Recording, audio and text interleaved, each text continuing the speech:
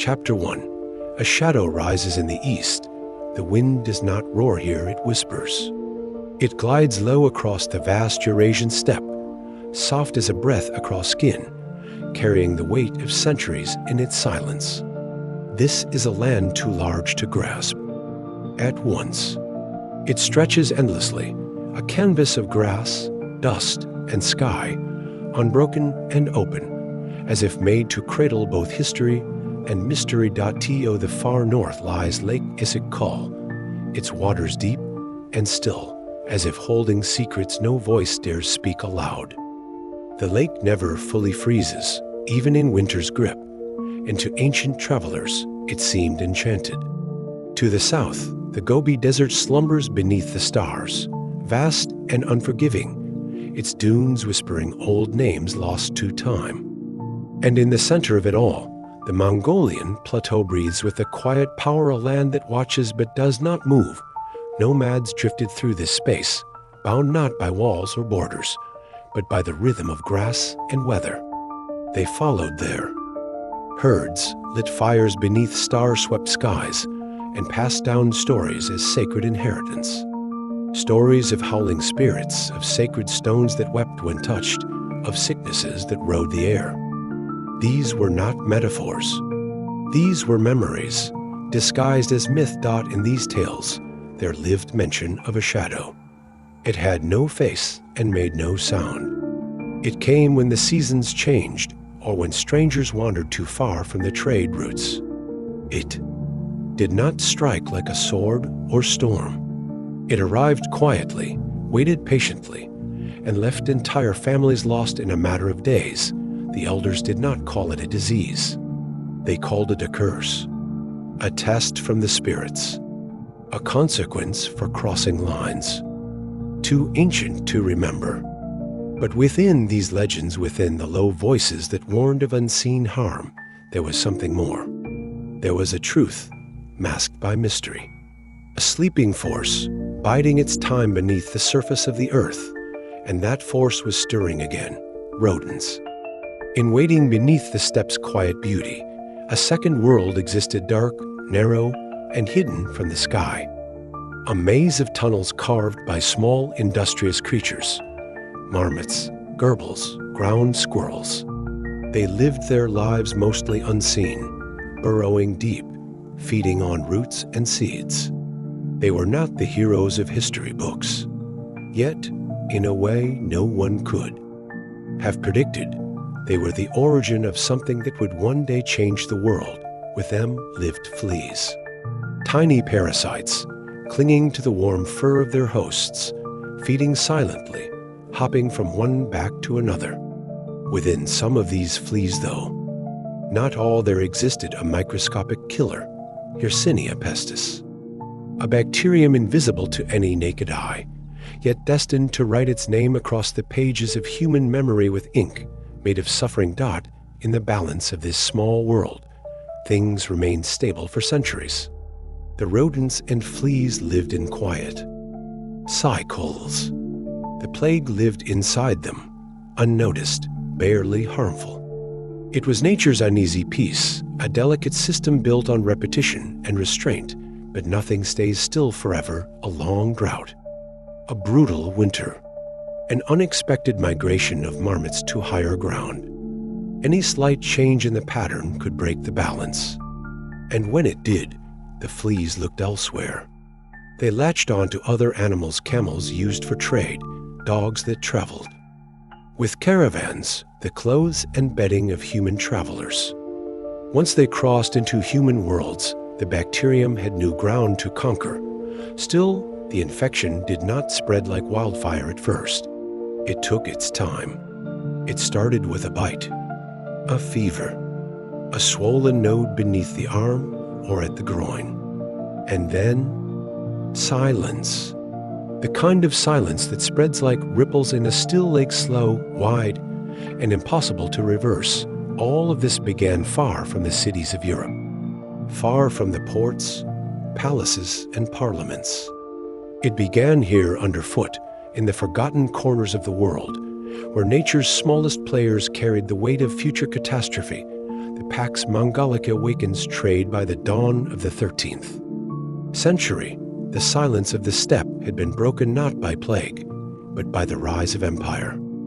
Genghis Khan, a name now etched into the bones of history, had united the fractured Mongol tribes and swept across Asia with the force of a tidal wave. His descendants extended that legacy, creating an empire so vast it stitched together oceans and deserts, cities and steppes, and with this conquest came stability. The Pax Mongolica, the Mongol peace, was not a peace built on softness, but on structure. Roads were patrolled, bandits punished, and merchants welcomed under the watchful eye of imperial guards. For the first time in generations, it was safe. To travel the Silk Road from the heart of China to the shores of Europe, commerce flourished. Cities along the trade routes Samarkand, Kashgar, Baghdad boomed with wealth and movement. Goods flowed like water across the continent. Chinese silk, Indian spices, Arabic glassware, Byzantine coins. Ideas moved to philosophy, religion, science. So did people, traders, monks, diplomats, and artists. But among the traded treasures was something uninvited. The carts that carried textiles also carried rats. The sacks of grain stored in warm corners bred fleas. The furs bundled in camel packs offered cozy nests. The plague rode along in silence, not as a stowaway, but as a passenger built into the system itself. Each caravan that crossed a border became a thread in a global web. Each merchant who arrived at a new town brought with him more than wares. He brought the possibility of infection. A flea bite in Karakoram might eventually lead to a funeral in Florence. Trade had given the plague its passport, and the empire its highway. The very peace that allowed ideas to flow also allowed death to travel quietly, efficiently, invisibly. Marco Polo's omen in 1271. A young man from Venice began a journey few could imagine. Marco Polo, traveling with his father and uncle, set out toward the east. His path took him across deserts and mountains, along rivers and ruins, into the very heart of the Mongol world. For over 2 decades, he remained abroad, walking the roads. Carved by Genghis Khan's dream, when he returned to Venice and dictated his stories from a Genoese prison, they were written down in a book that would echo for centuries, The Travels of Marco Polo. In it, he described wonders that felt more like fantasy than fact. Cities of gold, palaces of marble, paper money, black stones that burned like firewood charcoal. But not all of his tales were dazzling. He spoke, too, of strange diseases, of towns emptied overnight, of merchant posts where no one answered, the gates, of travelers who fell ill and died before the sun could set. He called it the pestilence of the East and described its symptoms in haunting detail: swollen flesh, sudden collapse, entire households silenced in a span of hours. To his readers, these accounts were exotic, eerie, even entertaining. But we now recognize them for what they were: early accounts of the plague, smoldering quietly in the East. Polo did not know he was bearing witness to the beginning of a global disaster. He did not see himself as a prophet. He was just a merchant, with a good memory and a curious eye. But in the soft shadow of his words lies the outline of something vast and terrible, a sickness with no borders, waiting for its moment. When the travels reached Europe, it stirred wonder and disbelief. But in time, those same people who scoffed at Polo's darker stories would come to live them. They would hear the same symptoms, feel the same fear, watch the same silence spread across their streets. What began in whispers on the steppe would soon echo in cathedrals and cross the seas. The world was changing, and the plague, once a myth, was coming into focus. Chapter 2, carried by empire, delivered by commerce. In the heart of the 13th and 14th centuries, the world was smaller than ever before. It wasn't that the earth had shrunk, but the paths across it had grown clear. The Silk Roads, those ancient ribbons of trade and travel, pulsed with new energy under the watchful gaze of the Mongol Empire. From the deserts of Central Asia to the markets of the Mediterranean, commerce became the empire's quiet heartbeat. Everywhere, caravans wound their way across vast plains. Silk flowed westward, shimmering like river water. Spices from India, glassware from Syria, jade from Khotan, and lapis from Afghanistan passed through oases dotted with well-guarded outposts. Under Mongol rule, trade thrived. For the first time in centuries, an empire stretched from the Pacific to the Black Sea, linking worlds once thought too distant to touch. Karakorum, the Mongol capital, was no longer a mere encampment of tents. It was a hub fed by merchant stories and foreign wares. Roads converged into stations, towns, and cities.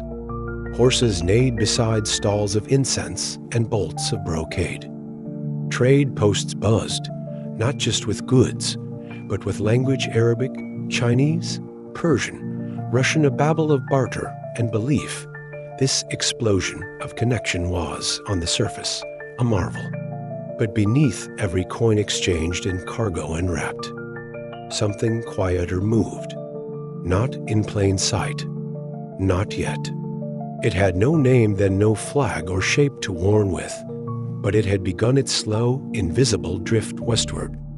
A sickness that crept with the camels, waded with the wool, and nestled into bags of grain. The empire had unified commerce, yes. But in doing so, it had unknowingly woven a perfect web for something else to travel, something much darker. Then, Silk, the Yam system at the heart of Mongol speed and control, was the Yam, a relay system of messengers and stations that stretched like a hidden skeleton across the empire. Every 20-30 miles stood a way station, or Yam. Here, fresh horses waited, cared for by officials loyal to the Khan. With a simple badge of authority, a rider could travel over 200 miles in a single day. This system was revolutionary. The Mongols could send orders from Karakorum to Persia or Crimea in days instead of months. Information moved with astonishing precision. Letters were delivered. Commands were heard. Empires, quite literally, breathed through these invisible arteries, but breath, like wind, carries more than just words. The Yam system, as powerful as it was, unknowingly offered microbes the same access. Pack animals carried more than letters.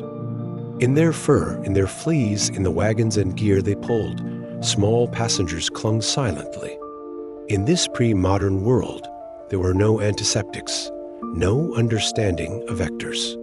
People didn't yet know that rats and fleas could carry death.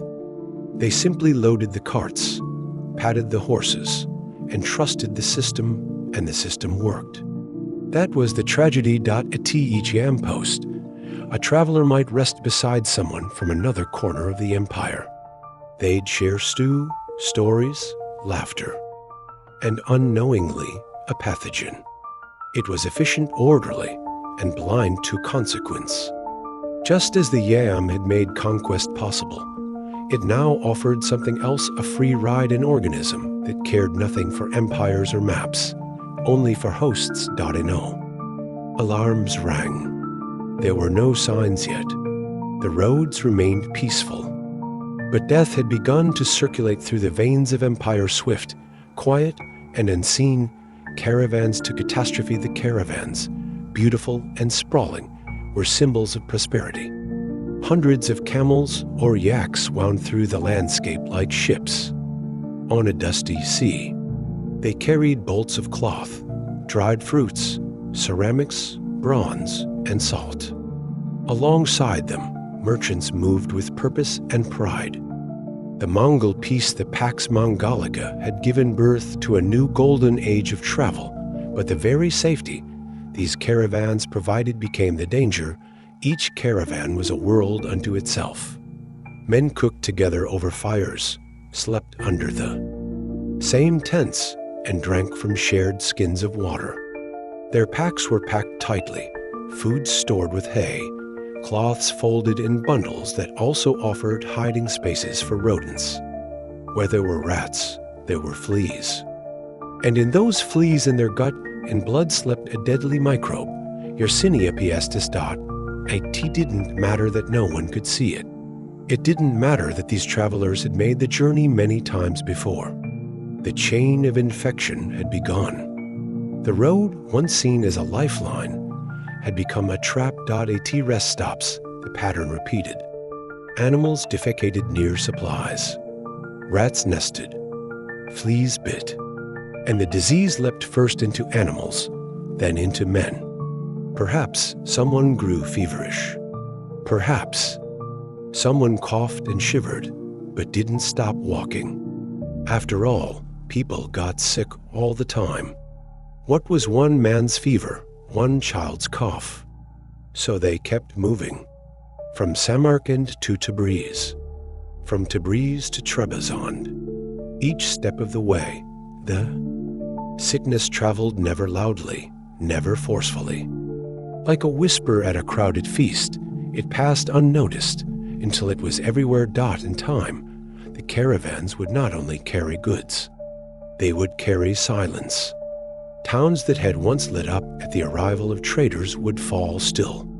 Markets would rot in the sun, and roads once full of life would be marked by unburied dead. But this was still the beginning. The world did not know yet what was coming. The wheels turned, the coins clinked, and the caravans pressed forward steady. Blind and doomed, the unseen passenger, the disease, did not announce itself with thunder.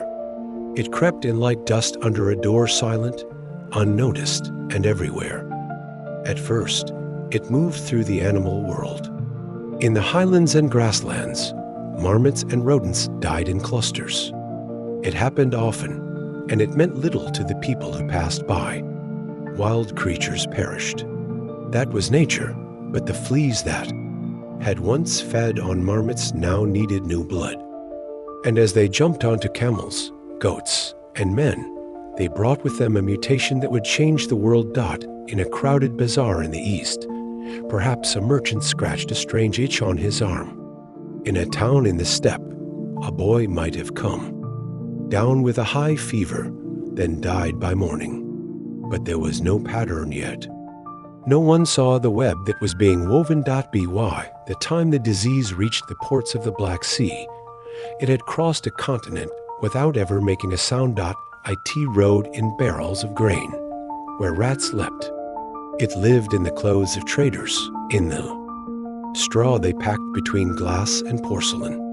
It entered ships bound for Genoa, Venice, and Constantinople, tucked away in the bellies of rats beneath deck. And when the ships arrived, the rats scurried into new streets, the fleas found new bodies, and the sickness began again, quiet as before, but closer now. No one knew that the great unifier of the world had also become its greatest threat. The Mongol Empire had connected more people than ever before, and that connection, so new and so wondrous, would soon crack under the weight of something microscopic. In time, there would be panic. In time, cities would close their gates, doctors would flee, and prayers would rise like smoke into empty skies. But not yet. Not in this chapter. Here, the world still turned unaware. Here, the road still shimmered with silk, the market still rang with coin. And somewhere, between the hoofbeats and the humming wheels, death traveled in silence, not as a horseman, not as a storm, but as something smaller than sight, yet vast enough to bring the known world to its knees. Chapter 3, Kapha, city of ships and shadows on the southern edge of the Crimean Peninsula, where sea winds roll in from the Black Sea and gulls wheel above crowded harbors, lay the city of Kapha. Nestled along the coast, it was a place born. From crossroads of east and west, of Christian and Muslim, of nomad and merchant. Its streets buzzed with a harmony only trade could forge, and its docks, always full, bobbed with ships flying many flags. Kapha had been rebuilt by Genos, traders on the bones of an older city, and by the 1340s, it was a jewel of commerce. Sturdy stone walls surrounded its alleys and marketplaces, but within, the city was alive with color and movement. Here, one could find Armenian weavers, Venetian bankers, Mongol horsemen, and Greek scribes, all bartering, all coexisting, all building something grand together: spices from India, silks from China, and grains from the steppes passed through Kapha's warehouses. Its merchants grew rich, and its foreign population swelled. The scent of cinnamon mixed with brine, the clang of metal on stone echoed through its workshops. Every evening, the golden sun dipped low over the bay, glinting off masts and tiled roofs, casting the city in a warm, forgiving light few places felt more stable, more promising. But it was this very success, this beauty, this bounty that made it vulnerable. Kapha was not just a port. It was a node in the great lattice of trade stretching across continents. As goods arrived from distant lands, so too did travelers. And as the city welcomed them, it unknowingly opened its gates to something far more sinister, not in the shape of swords or warships, but in the belly of grain sacks, in the fur of rats, in the breath of the recently ill. Still, in that golden moment, Kapha thrived. Laughter spilled from wine halls. Pilgrims passed through on their way to holy lands. Ships were repaired, debts negotiated, marriages arranged. It was a city of motion and momentum. No one yet looked over their shoulder. No one yet counted the sick tensions with the Golden Horde to the east. The Mongol Empire, fractured now, but still formidable, maintained its grip through the Golden Horde. The Khans, based further inland at Sarai, ruled over vast swaths of land stretching from the Volga to the steppes beyond. Their reach extended all the way to Kapha. Though the Genos controlled the city's inner workings, they did so by renting the land from the Mongols. This uneasy partnership had held for decades. The Genos brought trade, taxes, and wealth. The Mongols offered protection, land rights, and the silent threat of force. But beneath the politeness of treaties, old grievances simmered. The Mongols, proud of their steppe heritage, often looked upon the Genos with suspicion, these Latin Christians with their sharp contracts and fortified walls. Meanwhile, the Genos merchants, rich and insulated, grew dismissive of the Mongols they depended on. Whispers of betrayal circled in the wind. Tax disputes flared. The Genos built new walls without permission. Some refused Mongol officials entry. Accusations were exchanged: spies, smugglers, arms deals gone wrong, and yet trade continued. Coins still changed hands. Ambassadors still bowed and smiled. It was a fragile balancing act, a theater of civility layered over mistrust. And the stage was set not in Kapha, but in a smaller, far-off town where two groups would meet and history would tip. The Battle of Tana Tana was a dusty port at the mouth of the Don River, smaller than Kapha, but vital in its own right. Here, the Genos and the Mongols shared another uneasy space. The city's market thrived, and its narrow streets were often tense with rivalry. In 1343, the powder keg was lit. A brawl broke out between Genos merchants and Muslim traders under Mongol protection. No one remembers the exact cause of debt unpaid, a word misheard, a push too far. But it escalated quickly. Knives were drawn. Bodies fell. The Mongols demanded justice. The Genos refused. Within days, blood had soaked the cobbled streets of Tana. Mongol guards stormed the Genos quarters. Survivors fled many westward, back to Kapha. With them came the story of a riot. But with them, too, came something else. The Mongols, enraged by the affront, vowed revenge. Word reached Yani Beg, the Khan of the Golden Horde. he ordered his army to march. Kapha, once the beacon of trade and tolerance, was now a target, and, trailing behind the fleeing merchants, hidden in their carts, their food, and their clothes, came the rats, and within those rats came the plague, the camp that decayed in 1345. Yani Beg's forces arrived outside the walls of Kapha. Thousands of tents unfurled across the Crimean fields. The siege began Dariti first. It was methodical catapults, trenches, blockades. The Mongols were skilled in war. The Genos were prepared to resist. Kapha's walls were strong, and its ships could still bring supplies. For months, the city held, but something strange began to happen in the Mongol camp. Soldiers grew sick. It started slowly, a fever, a swelling. Then came the black blotches, the convulsions, the sudden deaths. Entire units disappeared in days. Corpses piled up faster than they could be burned. The smell rolled over the plains, panic set in.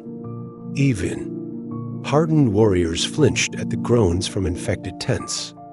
The disease moved faster than arrows, struck harder than swords. It showed no favor. Officers, archers, cooks, all fell. The camp, once a symbol of power, became a charnel ground, and then, in one of the darkest moments in history, desperation gave way to horror.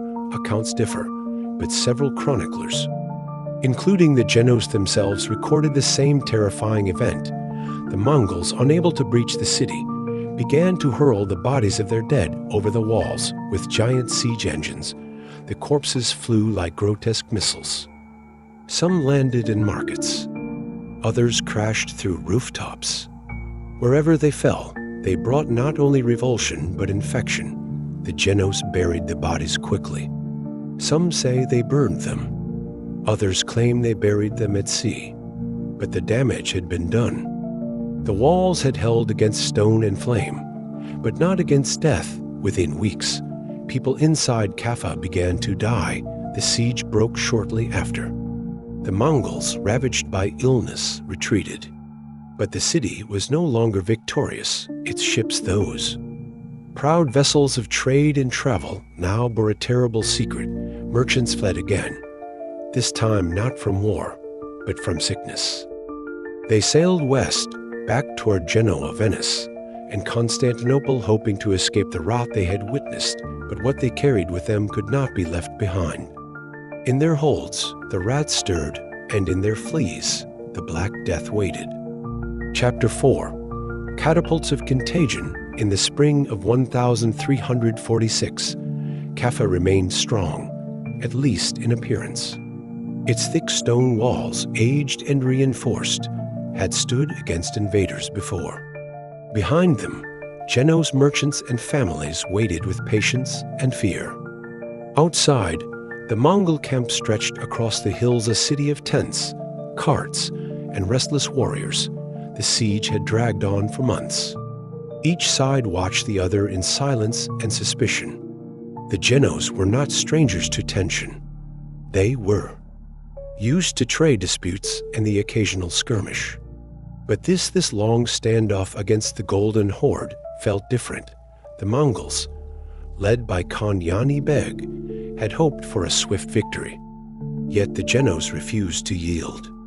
Ships still slipped in and out of the port under cover of night, bringing supplies from the sea. Within the walls, bread still baked, wine still flowed, and prayers still rose in the quiet chapels. But outside the gates, something darker began to stir. The Mongol soldiers, once swift and disciplined, grew weary. Then they began to fall sick. At first, it seemed like nothing unusual, a few fevers here, a cough there. But within days, those fevers turned deadly. The illness spread through the camp like wind through dry grass. Men stumbled from their tents with blotched skin and swollen necks. Bodies piled faster than the living could bury them.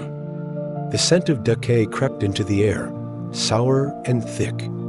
Drifting toward the walls of Kapha from their towers, the Genos watched the camp change. Once orderly and menacing, it was now quieter, its movement slowed.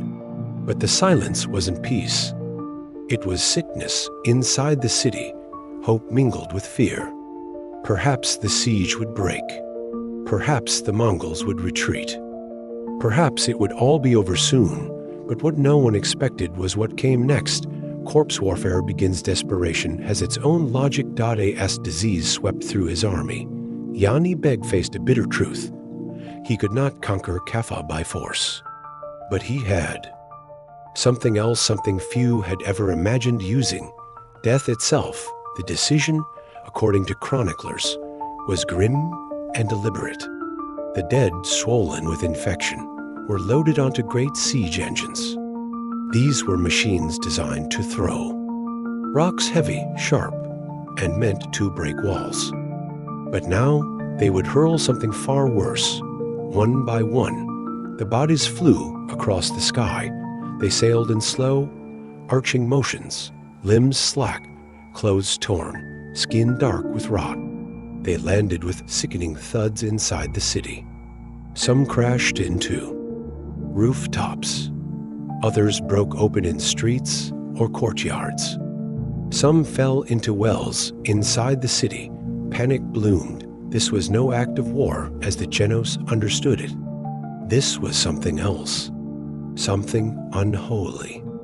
People gathered the bodies, wrapped them in cloth, and rushed them to be buried, but not before the damage had already begun. There were no masks, no gloves, no knowledge of microbes. Just fear, sweat, and the stink of sickness. The catapults continued for days. Each new corpse a warning, a weapon, a mystery. Had anyone seen such a thing before? Some believed the Mongols had cursed the city. Others whispered of poison. Still, others believed this was a punishment from God, but no one yet saw the truth. It wasn't the flesh of the dead that was most dangerous. A T was the small lives hidden in their clothes. Their hair, their blood, the fleas, the rats, the things that moved too fast and too quietly to be stopped. The plague had not just breached the walls. It had been thrown in, carried by flight and fire, and it had landed, the fall of the invisible. While at first, the city held its breath. Days passed, and no one showed signs of illness. The bodies were buried, the streets cleaned. The Genos believed, perhaps, they had escaped the worst, but then a child grew feverish. A merchant's wife developed dark, painful swellings beneath her arms. A dock worker collapsed beside a crate of salted fish, and it spread, the invisible. Wall between safety and sickness crumbled. The thick stone walls of Kapha, so solid, so reliable, could not guard against the plague's real weapon, invisibility. This enemy did not march or shout. It did not storm the gates or raise a flag. It simply moved from breath to breath, from skin to skin, from hand to spoon to blanket to bed. The symptoms came quickly: fever, chills, weakness, then the swellings. Buboes, they would later be called. Boils the size of eggs, filled with pus, hot to the touch, blackening the skin. The victims screamed, thrashed, then died. Hospitals overflowed. Streets emptied. Homes fell silent. The same walls that had protected Kapha now became its prison. People stopped burying the dead. Fear of touch turned to fear of sight. Doors were sealed with nails. Neighbors disappeared. The city that once rang with song and coin now echoed only with coughs and cries from the port. Ships fled desperate to outrun the shadow, but they carried it with them. The rats went too, tucked below deck. The fleas stayed hidden in bundles of cloth. Sailors, already infected, spread the sickness before the horizon had vanished behind them. Kapha had fallen, not to the sword, not to fire, but to something that could not be seen, only felt. Rat lines and reckoning in the weeks that followed. The survivors of Kapha lived in dread, Rats skittered across floors once swept clean.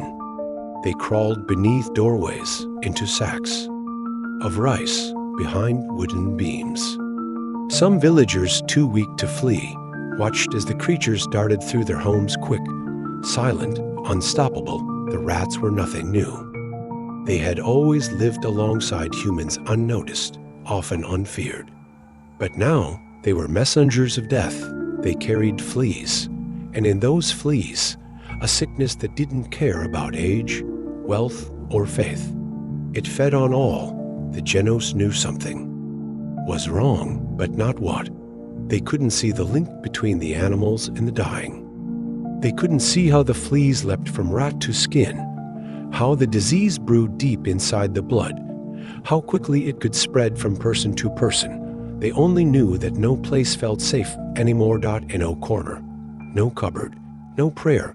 When ships finally sailed from Kapha, they carried more than survivors. They carried the next chapter. Venice, Constantinople, Messina, Marseille, the ports of Europe would soon see the same patterns, the same fear, the same rats. But in Kapha, it had already happened. The reckoning had come quietly. It came through siege and filth, through steel and silence. But above all, it came through connection, the very thing that made the city proud. Trade, travel, openness, these gifts became the path of plague. Now, the sails disappeared over the horizon, and the city that once gleamed with gold and goods was left with shadows. The walls still stood. The sea still whispered, but inside, Kapha was hollowed, and the world would soon follow. Chapter 5. The Perfect Host. It began, as most quiet disasters do, with something small. A shape that could vanish behind a basket of dried herbs or disappear beneath the slats of a dockside floor. The black rat Ratus had no claws sharp enough to inspire fear. No growl, no howl. But it had something else: proximity, persistence. Patience.it was not born in Europe. It did not belong to the forests of Germany, the hills of France, or the alleys of Florence. This creature came from the warmth of South Asia, born into the bustle of early human settlements. It followed the scent of grain and garbage, learned to live in harmony with heat, wood, and hunger. Traders brought it westward. Sailors unknowingly gave it passage. And when it reached the ports of the Mediterranean, it found its paradise. The black rat did not ask permission. It did not wait for the right time. It moved in, into walls, into baskets, into storage rooms, into monasteries, bakeries, ports, palaces. It knew how to hide, how to move with the rhythm of daily life. Where humans gathered, it followed across oceans, across deserts, across empires. Its survival owed little to strength and everything to its ability to vanish. In a world before plumbing, before refrigeration, before sealed stone homes, the black rat had free reign. Thatched roofs, cellars, attics, barns all became its territory. It could climb rope, balance on rafters, squeeze beneath doors. A marvel of quiet conquest, and it bred. It bred fast. A pair became a family. A family became an infestation. The rat needed almost nothing: a crumb, a corner, a moment of warmth. In return, it gave the world a problem that would change history. But the rat was not alone. The flea that waits tucked in fur and hidden from sight, the flea waited. It waited in silence, in hunger, in a stillness that was anything but idle. Xenopsilla sciopus, the oriental rat flea, was as patient as it was persistent. Smaller than a grain of rice, flatter than a blade of grass, it clung to its host with bristled legs and waited for warmth to signal life. It had no eyes to see the world it passed through, only the vibrations of blood and breath. Its world was skin, fur, and heat. This flea could go weeks without feeding, even longer without dying. If the rat grew cold, the flea left. If a new warmth passed by a dog, a child, a merchant, it leapt. Fleas cannot fly, but their jump was more than enough. Up to 200 times their body length in a single leap. Like a whisper between worlds, the flea had one mission: to feed. But this simple act became history's turning point because the flea was not empty. Inside its tiny body, nestled in the folds of its stomach, was something ancient and unseen. Yersinia pestis, the bacterium that would become the Black Death. This bacteria did not infect the flea all at once. First, it nested. Then it multiplied. Slowly, it blocked the flea's gut, starving it even as it fed. The flea became frantic. Its hunger drove it to bite harder more often. But blood would not come. What came instead was vomit, a spray. Of infected fluid forced into the next wound, the flea's bite became a needle. A weapon. It would wait on the skin of a rat or the folds of a merchant's robe. It would wait in the straw of a ship's cargo hold or in the folds of a monk's sleeve. Then, in an instant, it would leap, and death would leap with it. Infection by design. No general commanded this war. No trumpet sounded the charge. But Yersinia pestis did not need an army. It had design. When the flea ingested the plague, the bacteria didn't just sit idly in the gut. It grew. It multiplied in such a way that it clogged the flea's digestive tract. As the days passed, this blockage became fatal, not to the flea, but to whatever it bit. Starved of nourishment, the flea would bite repeatedly. Its body, driven by pure instinct, would regurgitate infected blood back into the wound.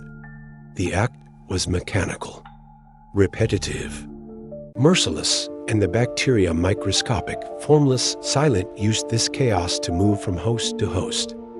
It needed no wings, no legs, no intelligence.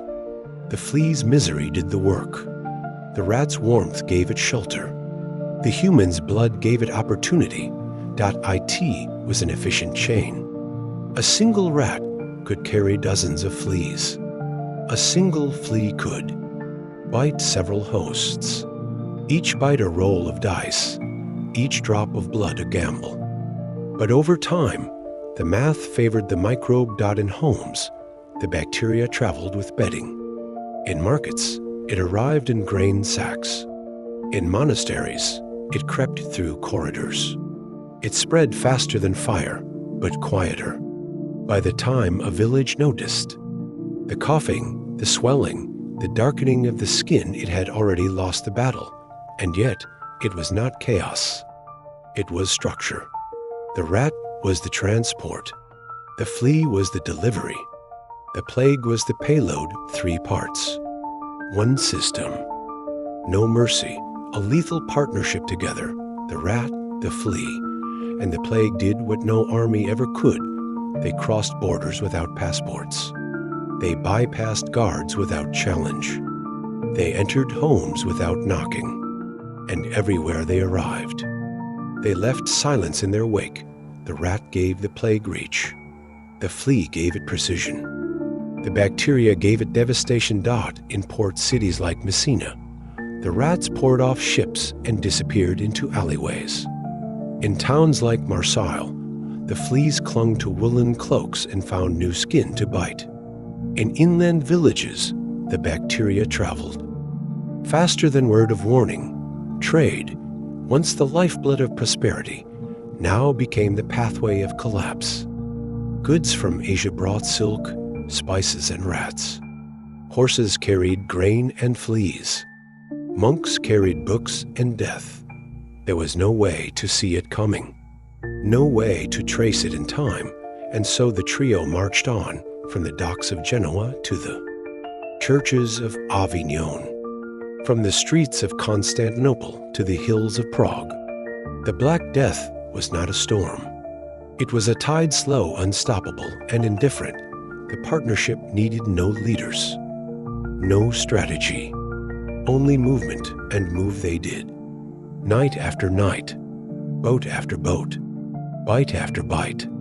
As the sun set on the year 1347, the stage was set. The perfect host had been found. The perfect carrier had already arrived. And the perfect environment.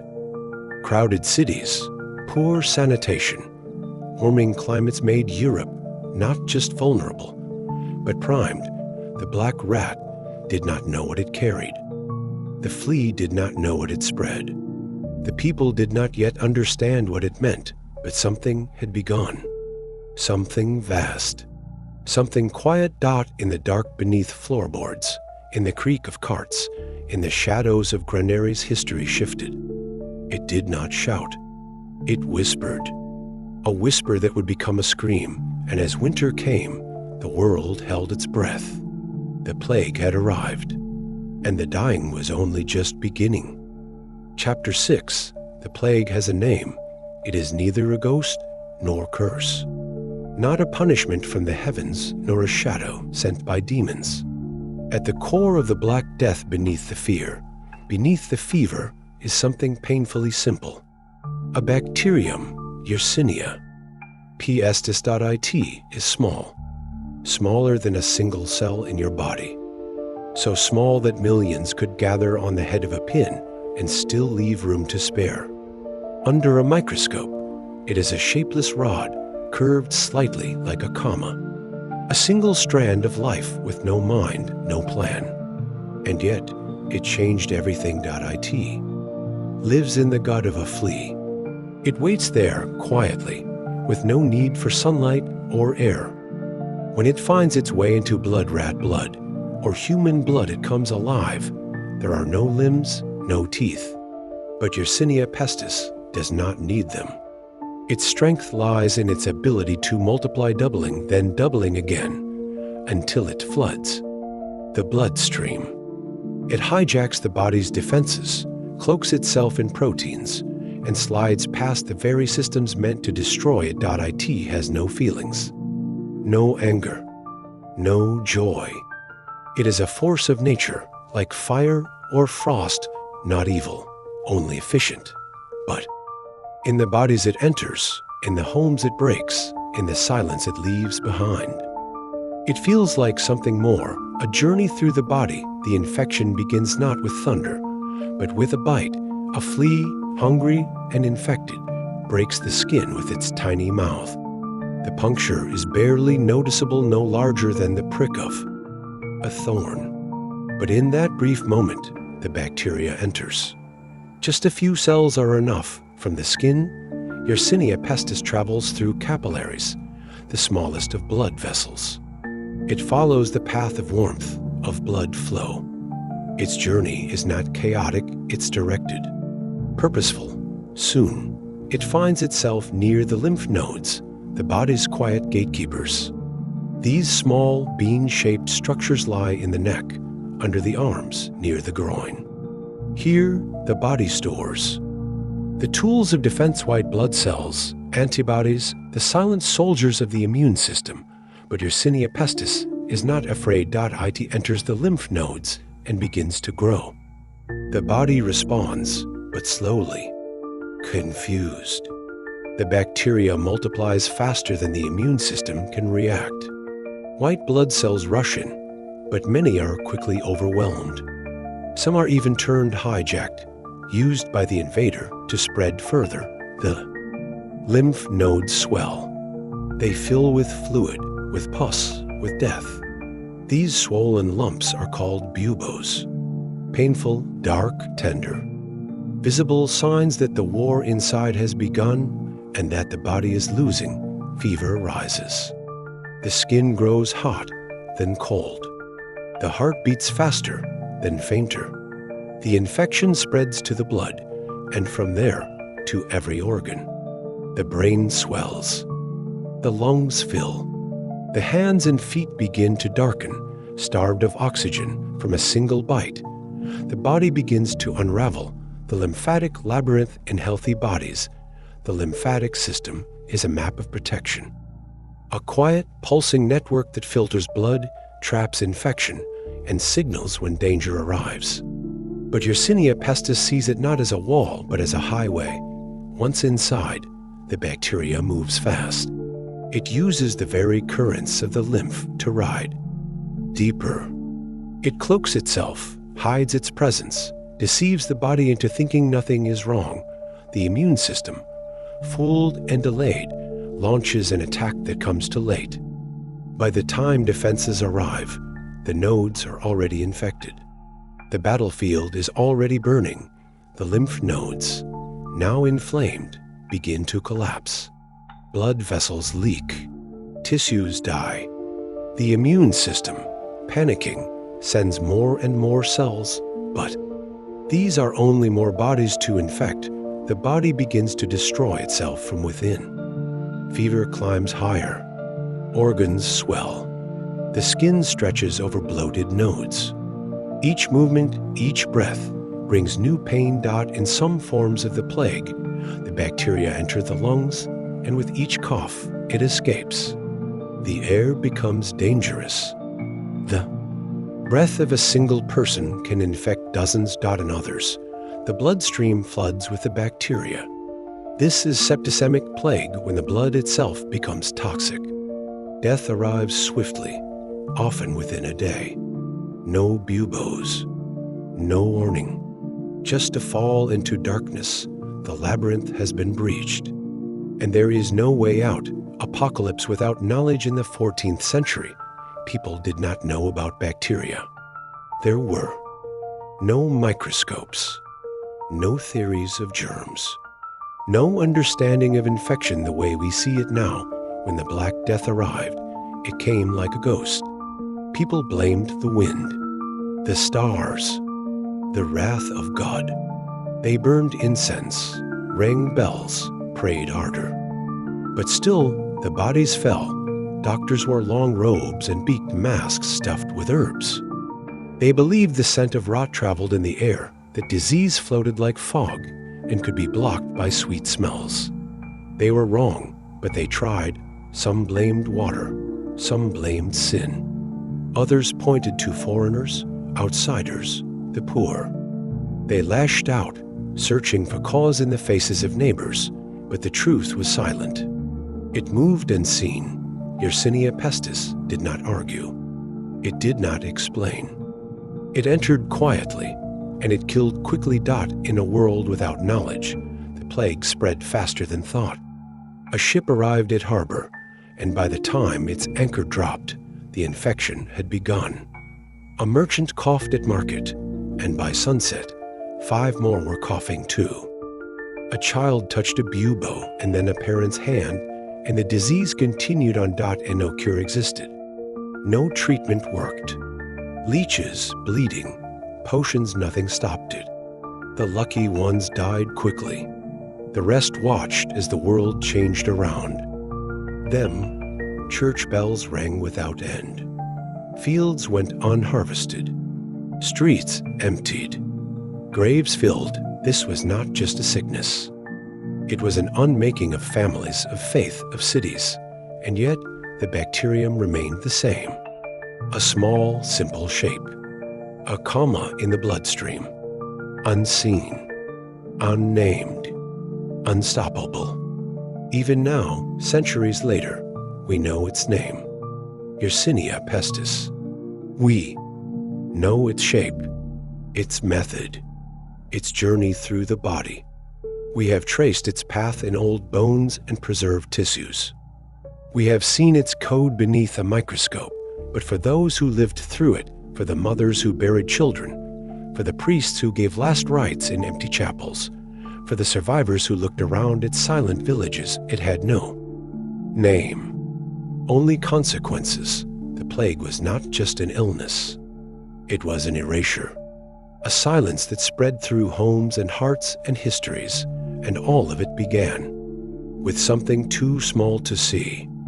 Chapter 7, Harbor of Escape, Gateway of Death. In the waning months of 1346, the Crimean outpost of Kapha, a Genos trading city on the edge of the Black Sea, was no longer just a port. It was a trap. For months, Mongol forces had surrounded the city choking it from land. The siege was relentless. Arrows sang through the sky. Walls were pounded by stone and fire. But then, the camp outside the gates began to grow quiet. At first, the Genos thought it was strategy, a new tactic. But then came the smell. The strange, sour smell of death. Mongol soldiers began to collapse without warning. Their skin blistered. Their bodies blackened. They did not die from blade or arrow. They died from something inside .as. They fell in scores. The siege dissolved. But not before the living used the dead as weapons. Corpses were hauled into catapults, then flung over Kapha's walls. They landed with thuds in marketplaces, courtyards, and cisterns. Whether out of vengeance or desperation, the result was the same inside Kapha. The panic spread faster than the plague. The Genos merchants who had once seen profit in every passing ship now saw ghosts behind every corner. They made a decision. Escape. In haste. Ships were loaded. Not with full manifests, but with survivors. There was no time for order. Barrels of dried meat were pushed alongside crates of wool and olive oil. Children clung to mothers. Sailors clung to prayer. Rats clung to the ropes and woodwork. And the fleas clung to the rats. No one checked who was sick. No one dared to speak the truth. The walls behind them were stained with death. The sea ahead shimmered like salvation. As the ships slipped away from the harbor, the sails caught the wind like wings carrying not just refugees, but a sickness that had no borders, ghosts on the deck. The sea was vast and blue, its surface rippling gently beneath the hulls of Genos galleys. At first, it seemed like relief. The cries of the dying had been left behind. The city was fading behind them, the coastline shrinking with each hour, but peace would not last. By the third day, one sailor fell ill. A fever, chills, then a dark, swelling under his arm. By nightfall, he was gone. The next day, 3 more. Then 8. Then 13. The pattern was unmistakable. And yet, still, the merchants and captains did not understand what they carried. They suspected bad food, cursed air, perhaps punishment for sins. But this was no ordinary illness. The plague made no bargains. It offered no mercy. Soon, the ships stank of sweat and blood. Some were too weak to throw the bodies overboard. Dead were left beside the living, faces covered with cloth, eyes still open. Food supplies dwindled. Water turned stale. Rats grew bold. Below deck, they danced in the dark, climbing over grain sacks and sleeping feet. The fleas found new hosts. A cycle repeated, unseen but unstoppable. Some ships, still clinging to hope, pressed onward to ports like Constantinople and Trebizond. Others changed course, hoping for smaller, quieter harbors. But wherever they landed, they brought the same thing. Men in harbors watched the ships arrive, watched the sails droop, watched no one wave. When they boarded, they found what would soon become all too familiar: silence, rats, and the dead, and still the sea carried them forward, each one. A ghost ship from Constantinople to Cyprus. The plague entered Constantinople as it had entered the ships quietly. No fanfare, no cry, just one cough at the docks, one merchant sick in a stall, one priest too weak to finish a sermon. The city was ancient, proud, and busy.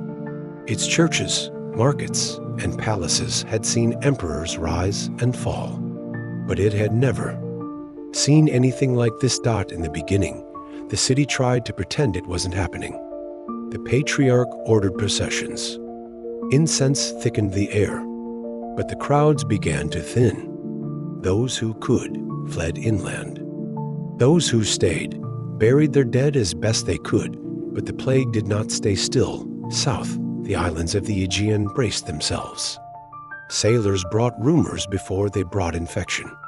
In Rhodes, dock workers refused to unload ships. Still, a baker fell ill.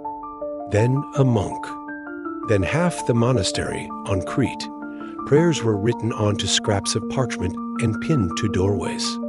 It didn't help. The rats arrived anyway. The fleas did their work, and then Cyprus, a Geno's ship, limped into Limassol harbor, its sails torn, its captain dying. Local forces demanded the crew remain aboard. But desperate and sick, the sailors resisted. Some say a scuffle broke out. Others say someone fired an arrow. Either way, violence followed. The ship caught fire. But the sickness was already a sure dot in. Limassol, men collapsed in the streets. Horses wandered riderless. The bells rang for the dead until the bell ringers themselves were gone. In less than a month, Cyprus was drowning in plague. And from its burning edges, more ships pushed off, bound for the wider Mediterranean. The sea becomes the vein. The Mediterranean had always been a cradle of movement, a mirror of history, a highway for exchange. But now, it pulls with something else, like blood traveling through the body. The plague moved along the sea's currents. The ships were red blood cells. The ports were open wounds. The disease spread from one coast to the next in a rhythm that mimicked breath, inhale, exhale. Arrival collapse from Cyprus. It reached Beirut and Acre. From Constantinople, it traveled west to Athens and Corinth.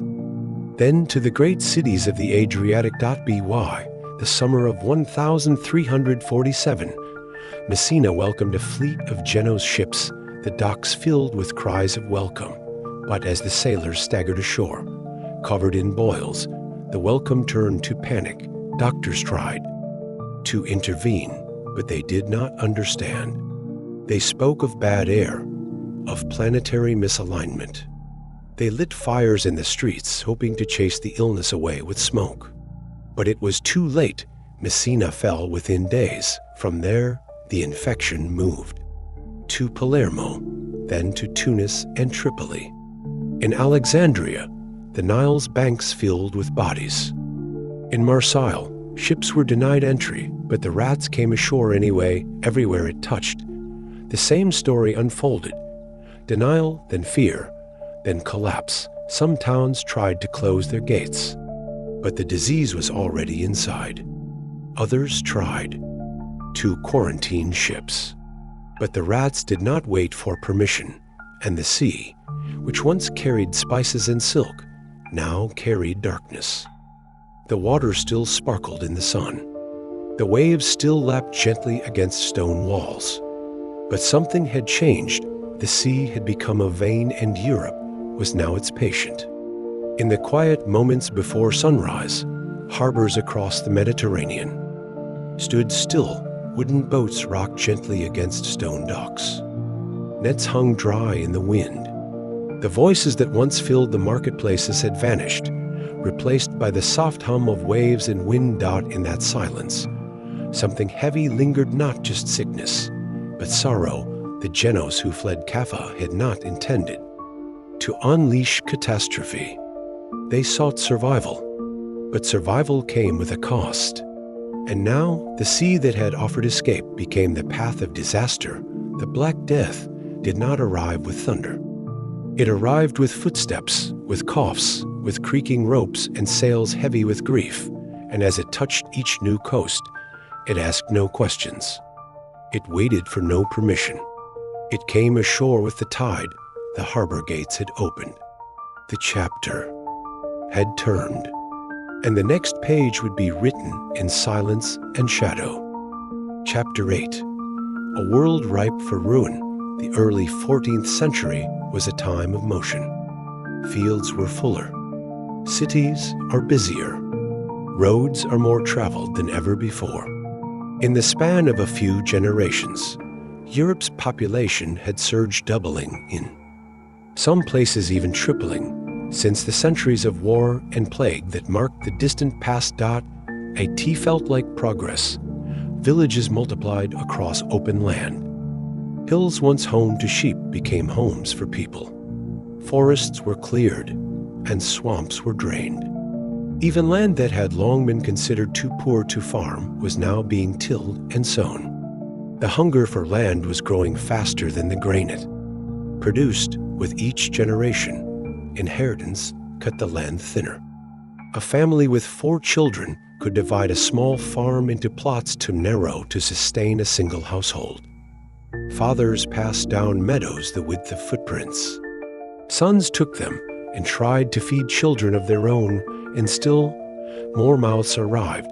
Between 1,300 and 1,340, Europe may have reached its highest population density in 1,000 years. England, France, Germany, and the Low Countries buzzed with life. But beneath that energy was a growing fatigue hidden, but undeniable. Food production was near its limit. One bad harvest could tip entire regions into hunger. When it came, that hunger didn't feel like a collapse.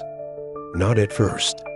It felt like smaller meals, thinner stews, bread stretched with bark or clay. Families stopped at 2 children instead. Of 4 not by choice, but by necessity. A world that had once grown confidently outward now felt confined. Europe had reached the edges of its comfort. The cracks were not yet wide, but they were there, running beneath the soil, beneath the cities, beneath the dreams of progress. Waiting, urban overload as land grew scarce, cities pulled people inward. Not just for survival, but for opportunity. Towns were magnets, drawing farmers, traders, artisans, and pilgrims into their crooked arms. Paris, London, Florence, Ghent all grew rapidly. Their streets pulsed with life. Markets echoed with voices from every corner of the map. Smells of spices, roasted meat, human sweat, and horse dung swirled in the same breeze, but the cities were not built to hold them all. There were no blueprints, no public sanitation. People came faster than cities could adapt. Houses leaned into alleys, built higher and closer until sunlight struggled to touch the cobbles below. Rooms were divided and divided again.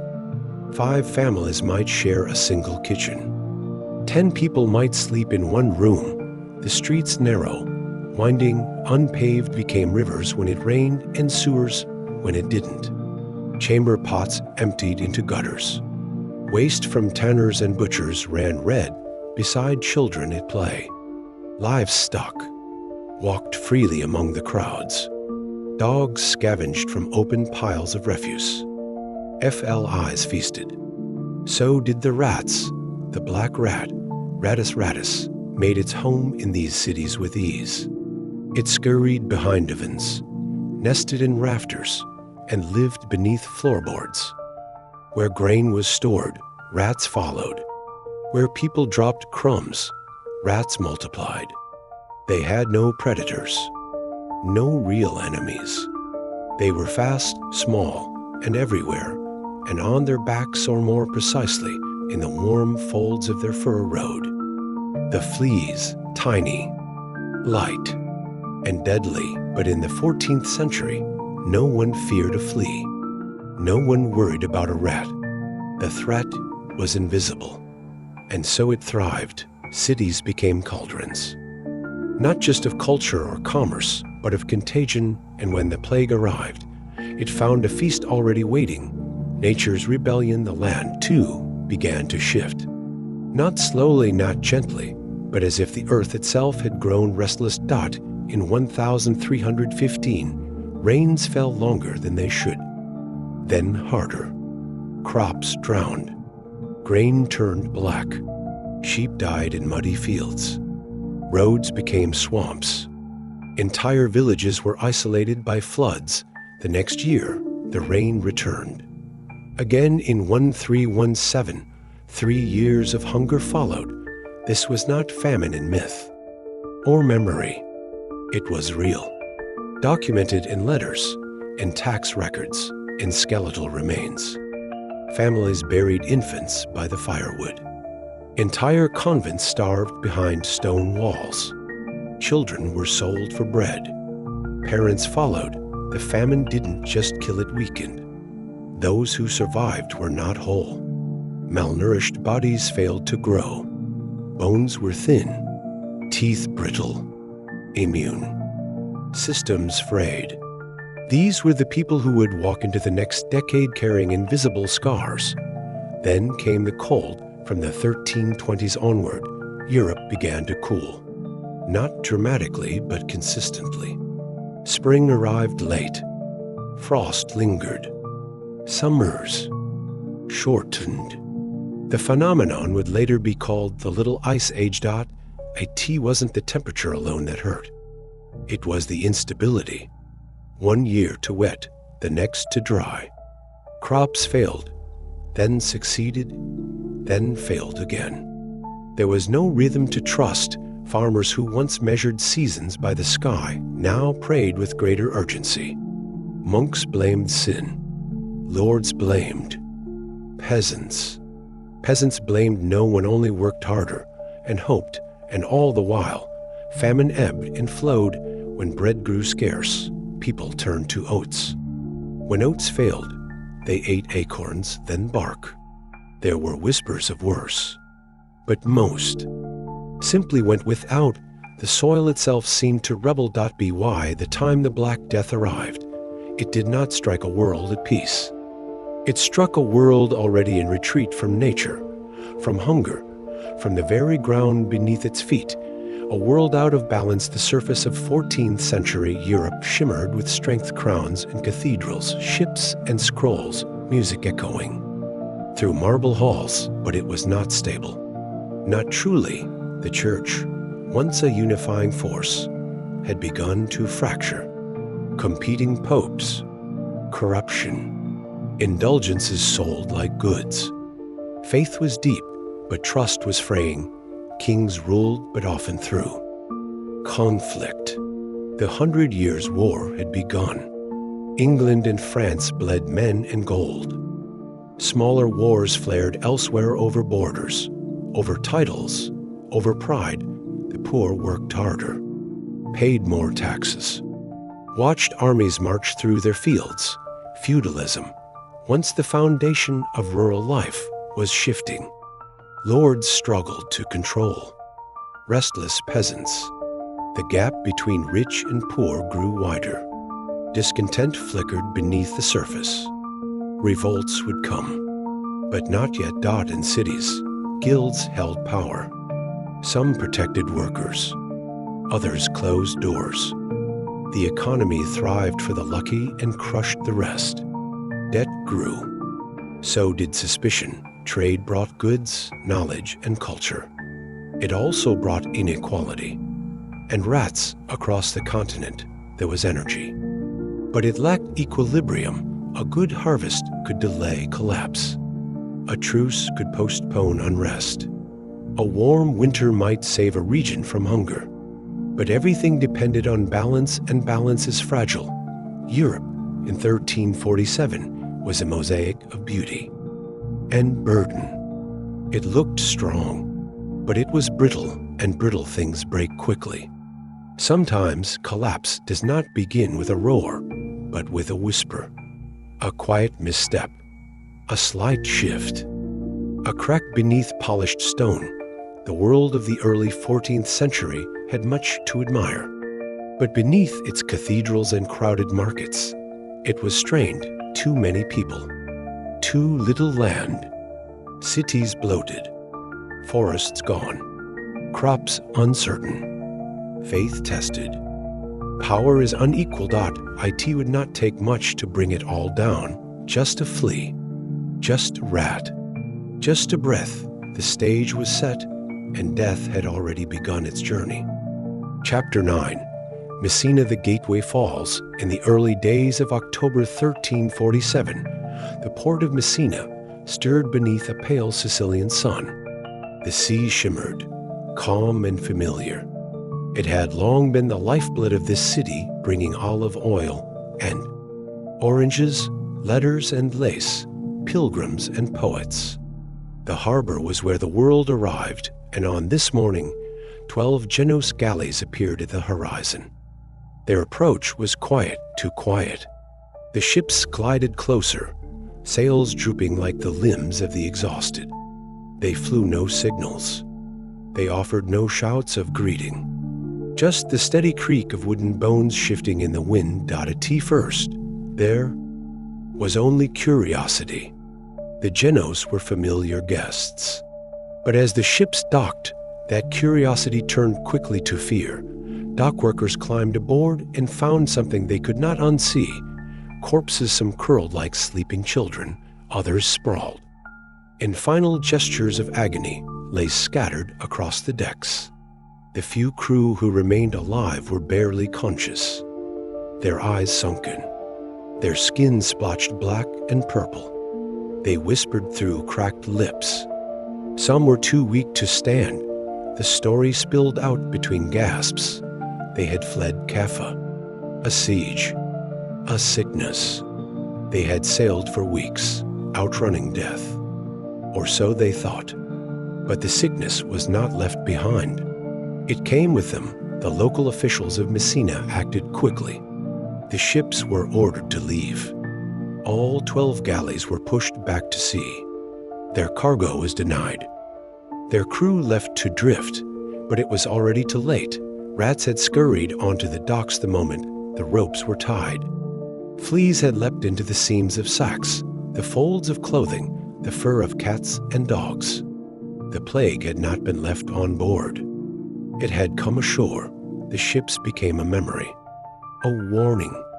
But what they carried remained. A sudden silence spread. Messina did not collapse all at once. For a brief moment, it held its breath. The ships were gone. The harbor was emptied. Incense was burned in thick clouds across the churches. Bells rang in high towers. Psalms echoed down narrow streets.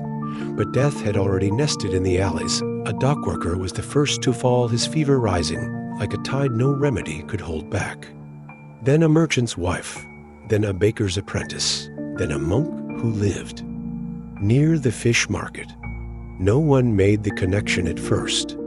Illness was part of life. Sickness was no stranger here, but then the swellings appeared, great bulbous knots beneath the arms, in the groin, along the neck, black and hot and full of rot. The buboes, as they would later be called, spread faster than words. And where they appeared, death often followed in days. Sometimes in hours, the city's physicians tried to fight back with everything they had. Leeches, tonics, steam baths, bloodletting, but nothing helped. Prayers were said more often than cures applied, and still the silence deepened, markets thinned. Homes were shuttered. The cries of the dying became more common than the sounds of work or worship. Horses pulled carts not filled with goods, but with bodies wrapped in linen. When the graveyards filled, mass pits were dug. When there was no one left to dig, the dead were left at doorsteps, in stairwells, under windows. And still it spread from bedroom to kitchen, from mother to child. From prayer to last breath, the plague moved like smoke, invisible, yet present. It did not knock. It did not wait. It did not choose. The entire city had inhaled something it could not exhale. The push to the mainland Sicily is an island, but no island is ever truly isolated, especially not one at the center of empire and trade. From Messina, roads led inland, ports led outward, and fear led people to flee. Some escaped to Catania, others to Palermo. Merchants, priests, and nobles alike began booking passage across the narrow strait of Messina toward Reggio Calabria, then Naples, then farther still. The plague came with them. They didn't know, couldn't know. They were running from a thing they couldn't see. But they carried it in the folds of their clothes, in the lining of their wagons, in the air that clung to them. The fleas moved with ease, and the bacteria moved faster still. In Reggio, the first reports arrived quietly. A boy, then a midwife, then a captain's wife. Illness again. But this time it moved faster. By winter, Naples was burning Candles Day. And night. Some ships were turned away. Others were allowed, and out of compassion or desperation. It didn't matter. The plague was already on land. Rome received pilgrims from across Christendom that winter. Crowds flowed like rivers through the streets. They prayed, kissed relics, visited shrines. But among them walked the infected, coughing, sweating, pale.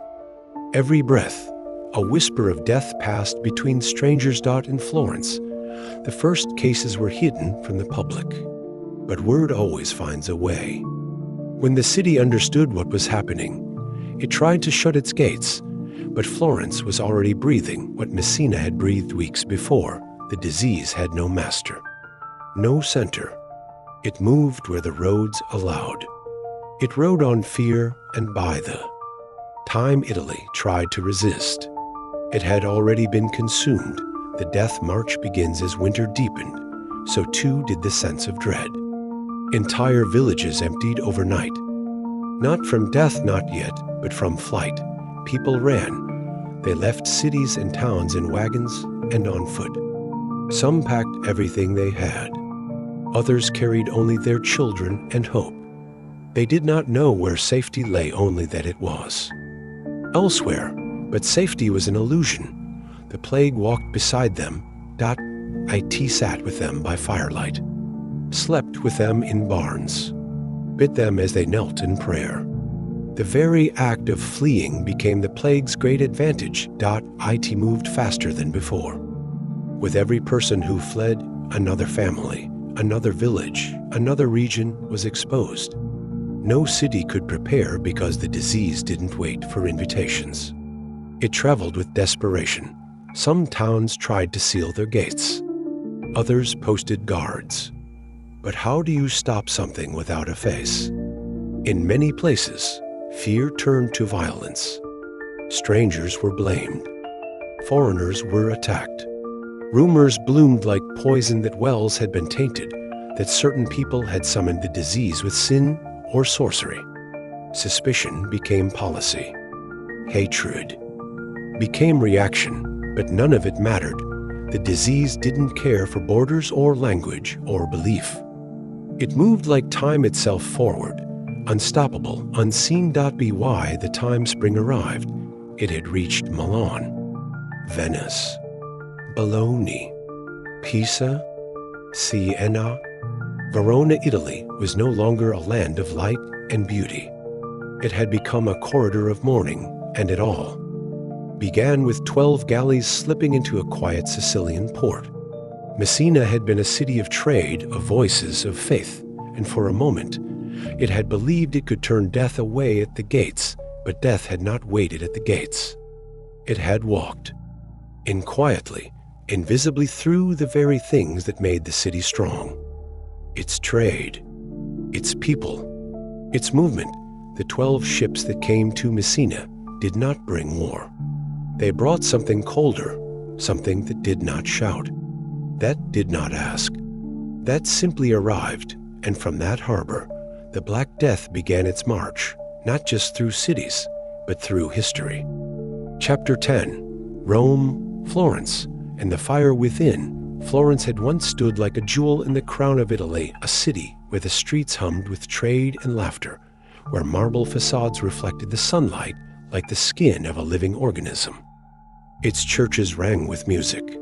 Its squares echoed with poetry. But in 1348, a hush fell. The plague did not knock when it entered Florence. It broke the doors down. Within days, the streets that once hosted markets and masquerades were littered with the dead. Not gradually, suddenly. The first signs were quiet. A merchant who failed to open his stall.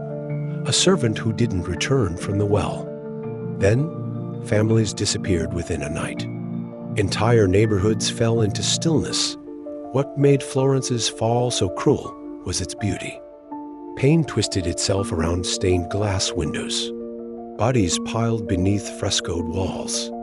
Painters and philosophers lay side by side in shallow graves. Once, the city had been a place where man's brilliance touched the divine, but now, the divine seemed silent. The artisans who shaped marble had no one left to buy their sculptures. The bankers who measured wealth in ledgers saw coins drop from lifeless hands. Even the air changed. It carried more than death, it carried abandonment.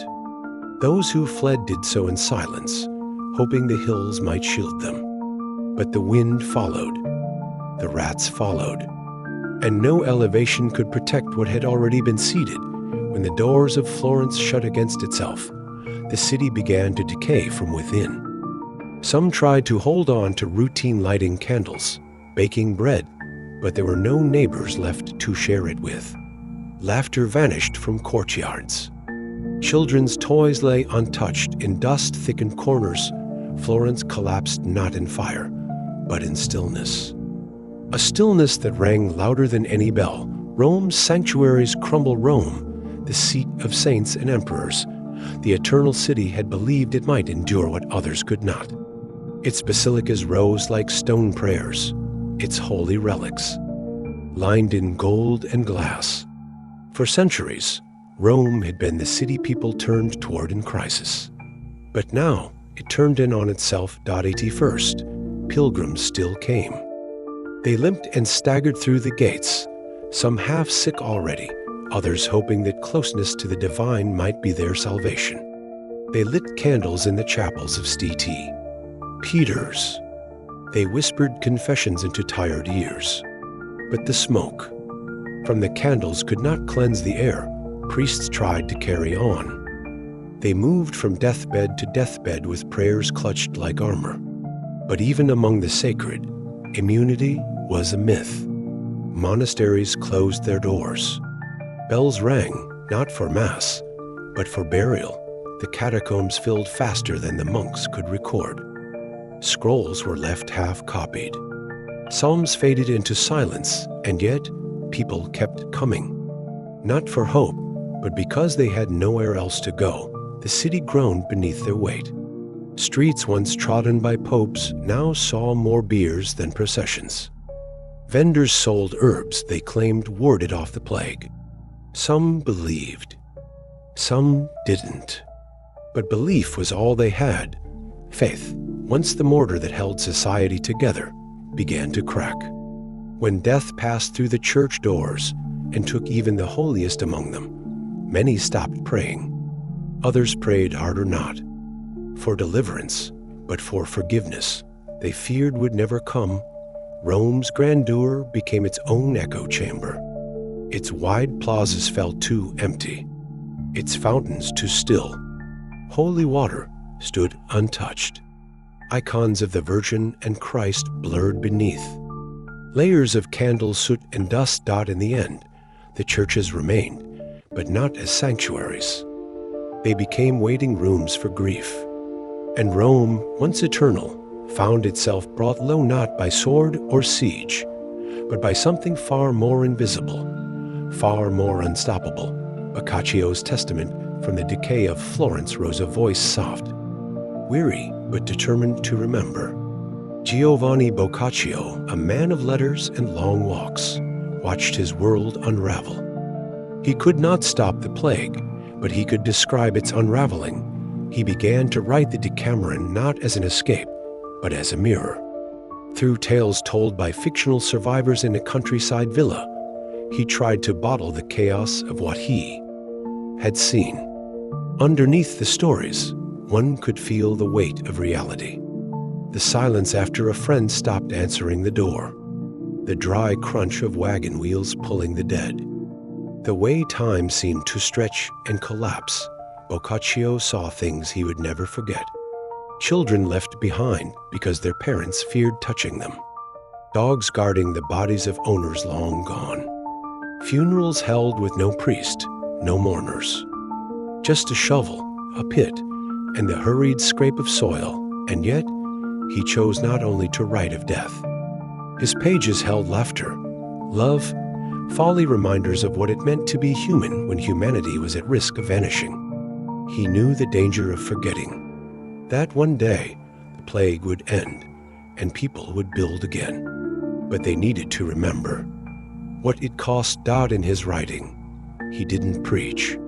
He recorded, observed, translated grief into language, not to glorify suffering, but to make it known. He was not alone in this effort, but his words became some of the clearest windows into a time when even windows were shuttered tight.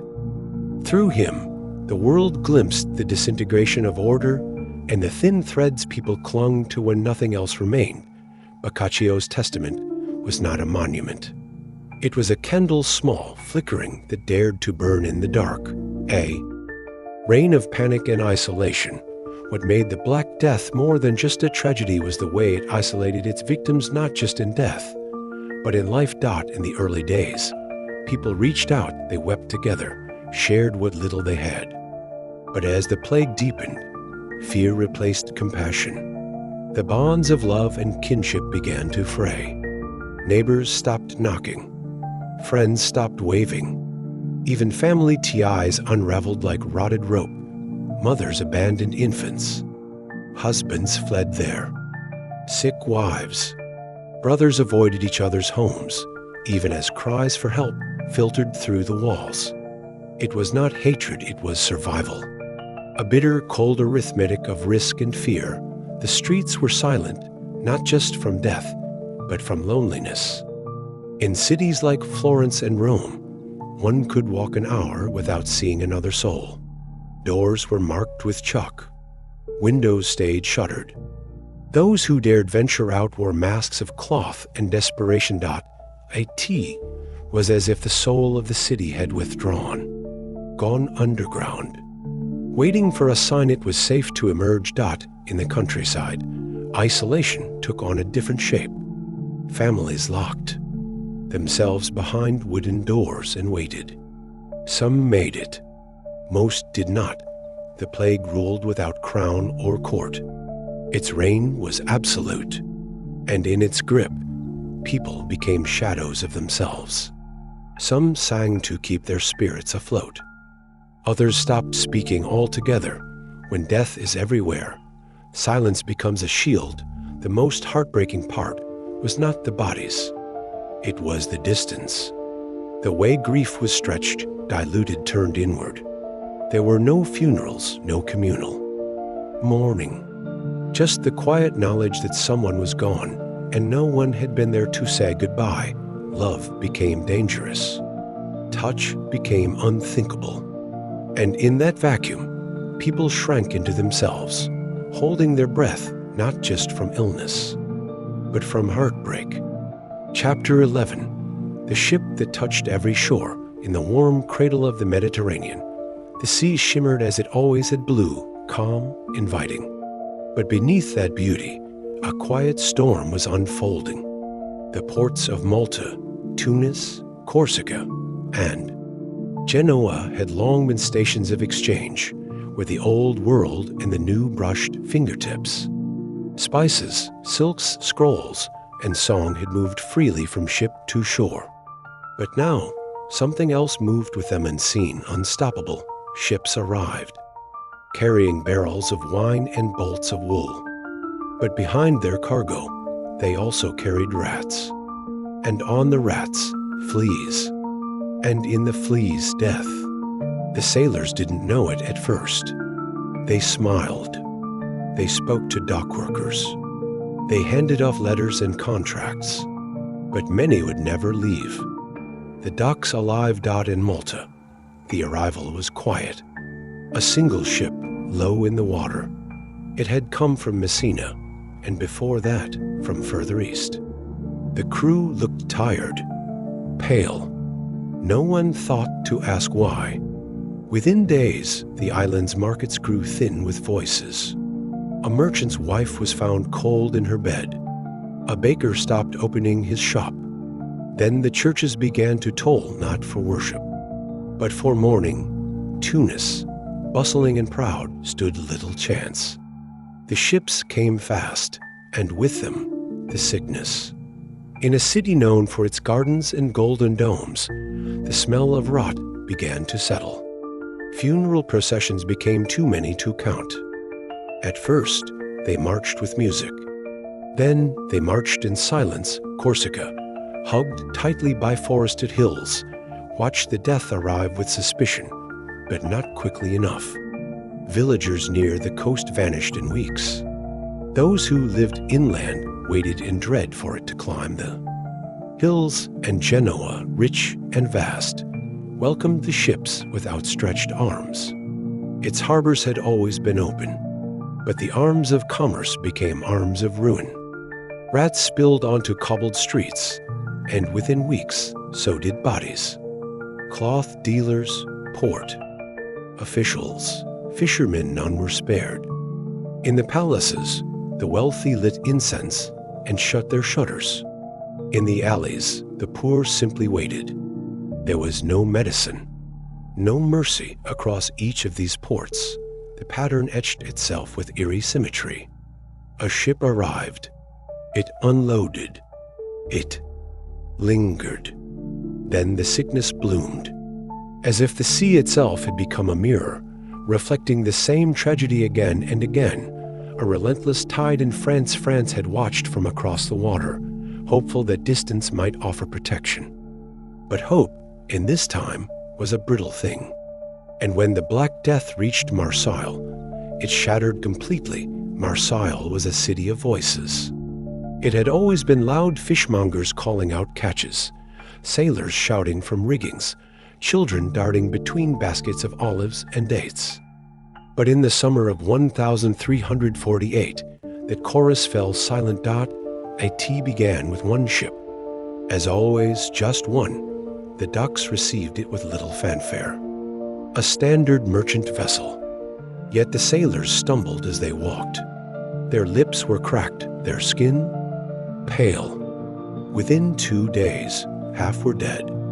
Within a week, so were the dock workers. The governor ordered investigations, but there was no time for answers. Marseille was a fire that lit itself. The sickness didn't pause. It didn't rest. It moved with urgency, as if it knew it had work to do. It crept northward into the heart of Provence. The Rhone River became its passageway, villages dotting. The riverbanks began to empty. Farmers left their plows in the fields. Market stalls rotted under the sun. Avignon, the city of popes, tried to prepare. But what defense could parchment offer against plague? The city built mass graves. Thousands of bodies laid together, layered in lime and soil.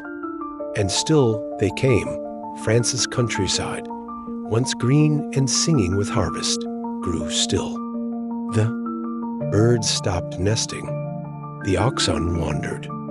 People closed their doors and didn't open them again. By autumn, the disease had claimed tens of thousands. Paris loomed in the distance, still untouched, still unaware of what would come. But the pattern was clear now.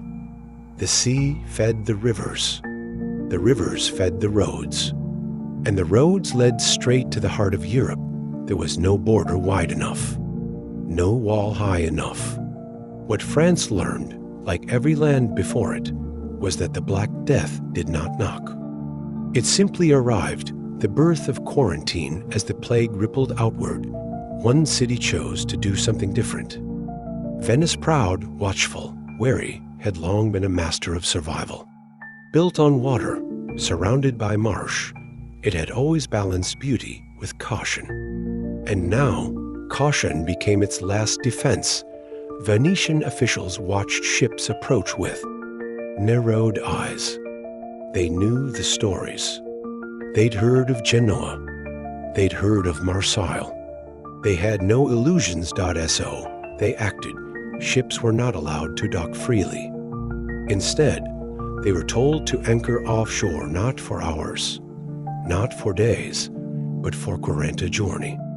40 days, a biblical number. Long enough, they hoped, for signs to show. Long enough to decide who lived and who did. In single quotes, T.it was the birth of quarantine. Crews stayed aboard, sick or not. Food was sent by boat, left without contact.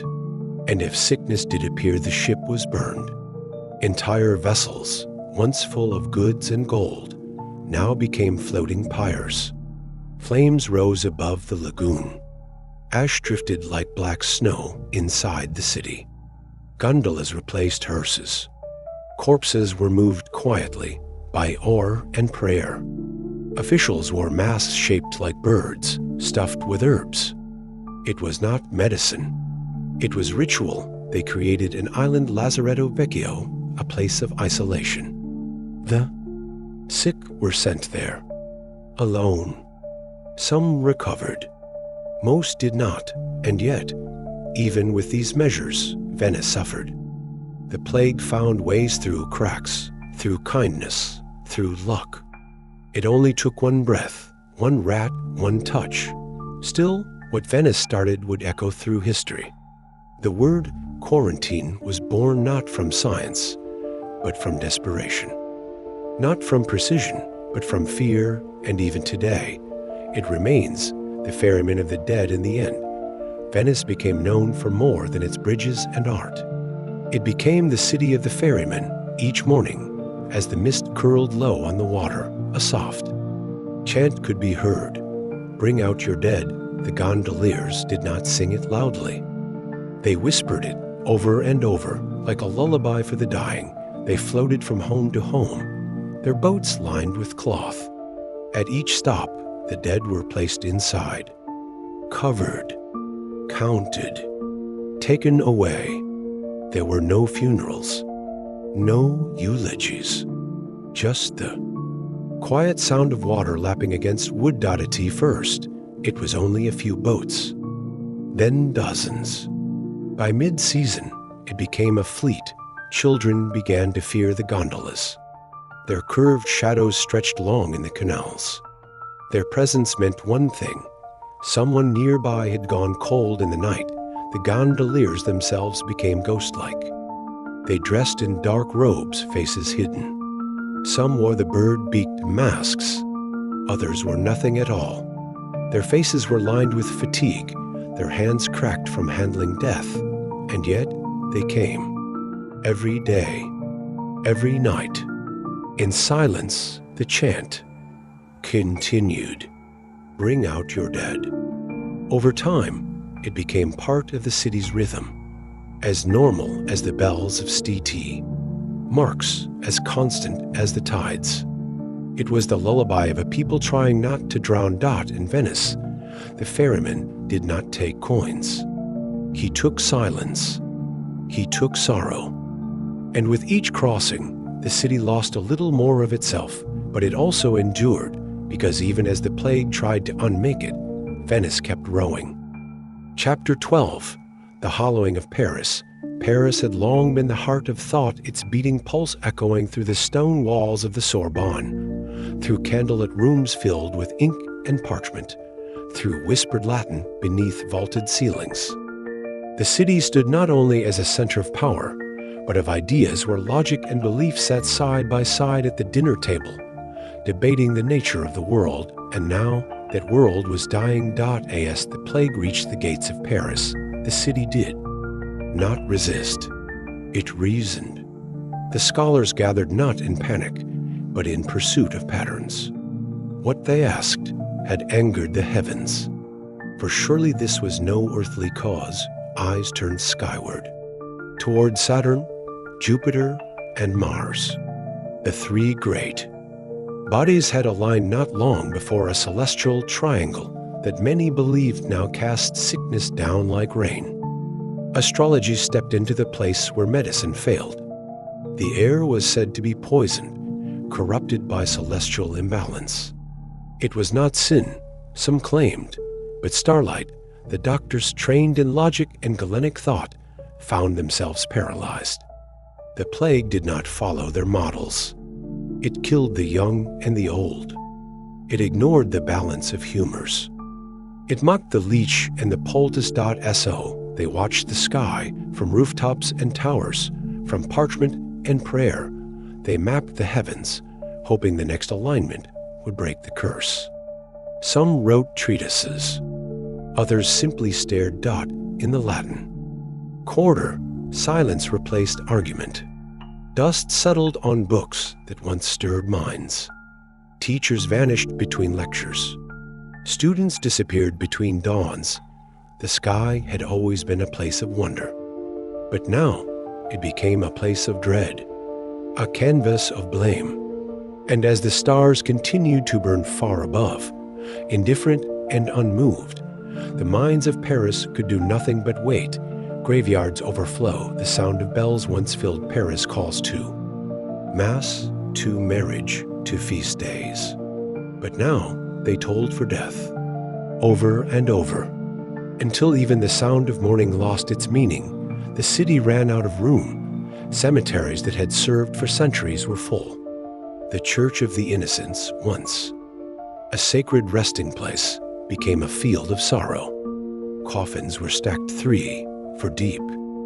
And then there were no more coffins. The ground itself seemed to sigh as the weight of the dead pressed into it.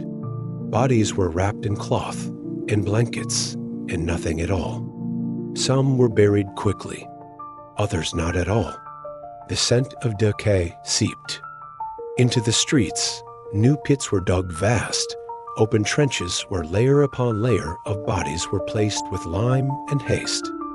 No names, no prayers, just flesh becoming soil. Children watched in silence as their parents disappeared into the earth. Gravediggers worked until their arms failed them, then died and were buried by those who took their place. At night, the pits steamed in the cold. The earth, disturbed and unsettled, seemed to breathe in sorrow. Even these mass graves began to fill. The priests, overwhelmed, stopped keeping records. The dead no longer belonged to any one church or family. They belonged to the city, now a city slowly becoming a grave. People spoke less, smiled less. The air was heavy, not just with fear, but with grief unspoken. What was left to say when the streets themselves whispered of endings? In time, even, the act of burial lost its dignity. It became a task, a routine, a necessity. Paris was not just losing lives. It was losing the rituals that made life sacred. And still, the bells tolled. The church watches in silence. The churches of Paris had once been full not just of people, but of light. Candles flickered beneath painted ceilings. Incense curled through stone halls. Psalms rose like wings, but now they stood still. The pews were empty, the altars unadorned. The priests knelt in solitude, their voices quieter, unsure if they were still being heard. The Black Death had entered every corner of the city, even the sacred. Monks fell ill in their cells. Nuns collapsed at the feet of statues. The very places meant to offer safety became halls of echoes. Faith did not disappear, but it began to tremble. People came still at first. They lit candles. They knelt. They cried. But when those same people were found dead the next day, others stopped coming. Whispers spread. Had God turned away? Was this punishment or abandonment? Had the prayers grown too soft to rise? Some priests preached fire and judgment. Others wept. Most said nothing, because what words could be spoken when the dead outnumbered the living? The chapels dimmed. The great organ in Notre Dame grew silent. Its keys collected dust. The stained glass no longer shimmered, just dulled under gray skies. Even the clergy, so often the pillars of comfort, grew hollow with grief. They watched as the flock dwindled, as the choirs grew quiet, as the candles burned low and were not replaced. They watched in silence, and that silence became its own kind of prayer. An unburied future. When the plague finally loosened its grip, Paris did not rejoice. It exhaled. Half the city was gone. Entire neighborhoods emptied. Houses stood locked, their doors still marked with chalk.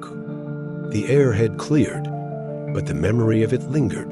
People emerged slowly, like shadows. Some covered, their faces still. Others carried herbs or charms. Not because they thought it would help, but because they did not know what else to do. The survivors wandered through streets that had once been loud with life. They passed shops whose signs still swung in the breeze. Taverns where laughter had once echoed, now silent. Schools without students. Churches without choirs. What does one do after the end of the world? There were no answers, only questions. Who would lead? Who would build? Who would remember? Some tried to resume normalcy. They opened stalls. They cleaned streets. They buried what bodies remained. But the city had changed.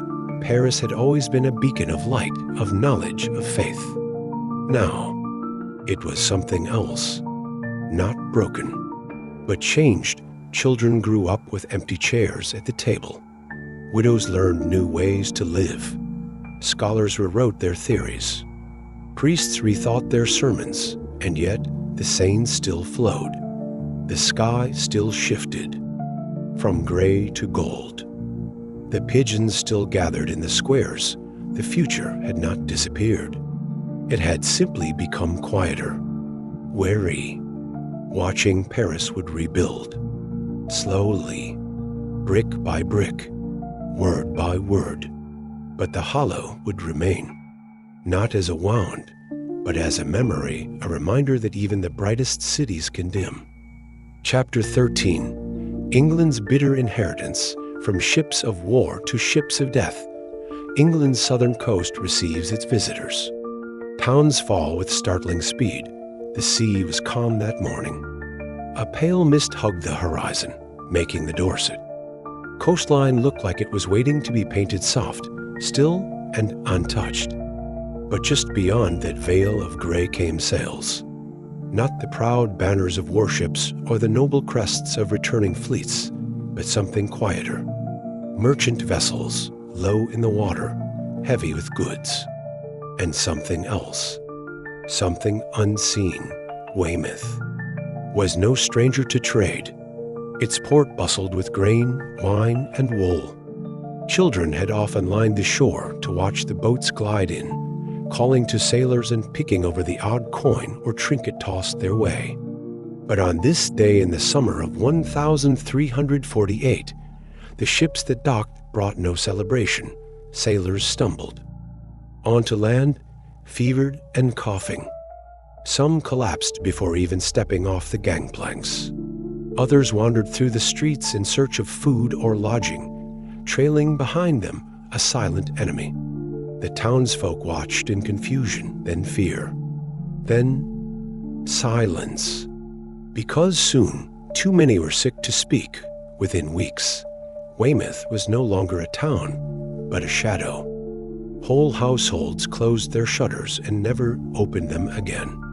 Those tasked with care, monks, physicians, the kind-hearted were the first to fall.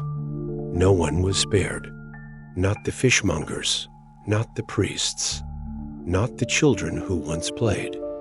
Along the sand, the harbor, once the lifeblood of the town, became a wound. The sea had delivered prosperity for generations. Now it had brought a plague, and there would be no turning it away. To France, one fate, one wave; from Calais, another. From Gascony.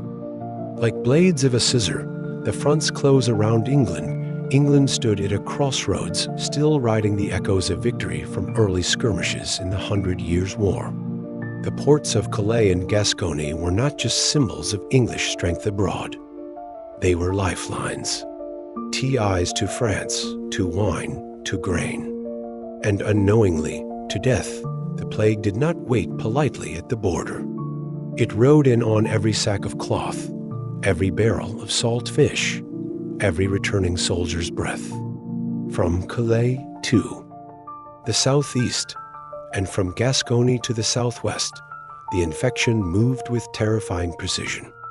It was as if the kingdom had been caught in a tightening trap. By autumn of 1348, news traveled faster than the wind. There were whispers in London, of empty villages in Sussex, of merchants in Portsmouth coughing up blood in the streets. Monks in Canterbury prayed for deliverance, but their prayers were drowned by the cries of the dying. Every region believed it might be spared. Every castle, every hamlet clung to the hope that the wind would change, that the disease might lose interest. But the fronts did not slow. The two blades moved inward, slicing through farmland and forest alike. And at the center stood a nation unsure whether to fight, flee, or fall. Still, families packed their things and left towns behind, only to carry the infection with them. Some locked their doors and burned herbs in the corners of their rooms, hoping scent might shield them. But the air had turned enemy, and it slipped through every crack. As the fronts moved closer, England's fate was sealed not with a single blow, but with 1,000 quiet deaths. Each town that fell became a mirror for the next. Each cry of loss an echo that never stopped traveling. Bristol burns, a city known for commerce, finds itself unable to buy time. The Black Death burns through homes and hearts alike. Bristol had always been a city of motion. Ships came and went with clockwork precision. Caravans lined the roads, heavy with trade.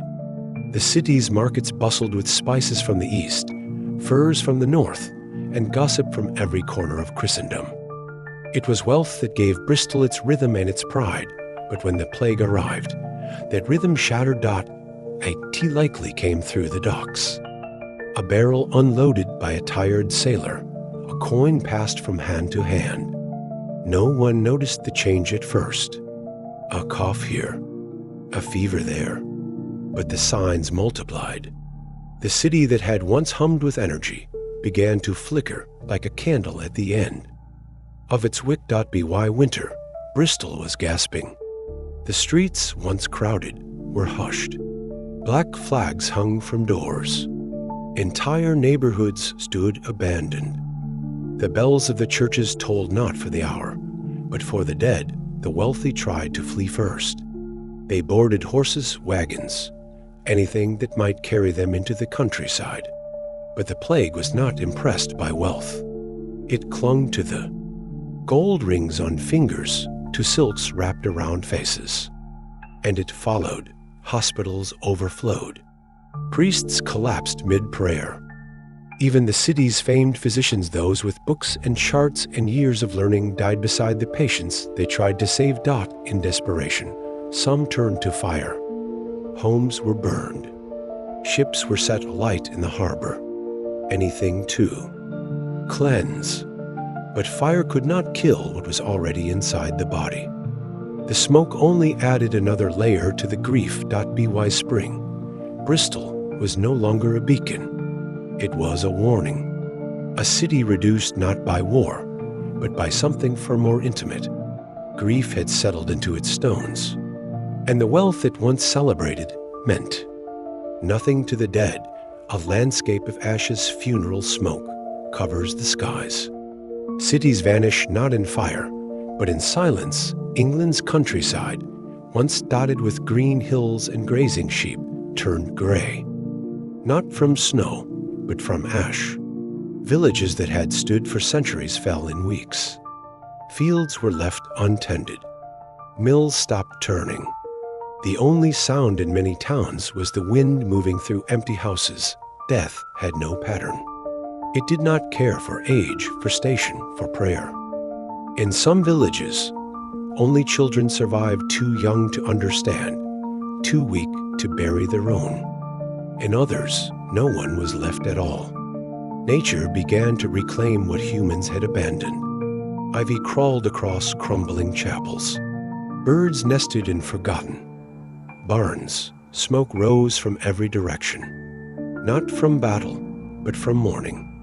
Funeral pyres were built when the graves grew to full. The ground, soaked with the dead, refused to open any further. In many places, there were no last rites, no names recorded, only fire and the silence that followed. Monasteries, once places of healing, became tombs. Entire brotherhoods were lost, their chants replaced by the hollow echo of footsteps never heard again. Schools closed, councils dissolved.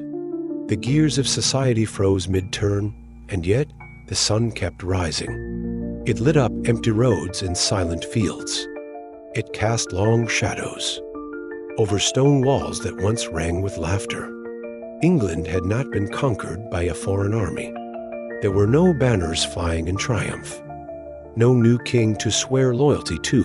Instead, it had been hollowed from within, made quiet, made still, and in that stillness, something terrible lingered. Not just the plague itself, but the knowledge that the world had changed, that the land, the people, the very rhythm of life would never return to what they had been. The Black Death did not just kill bodies. It buried an age. Chapter 14, The Death of Kings.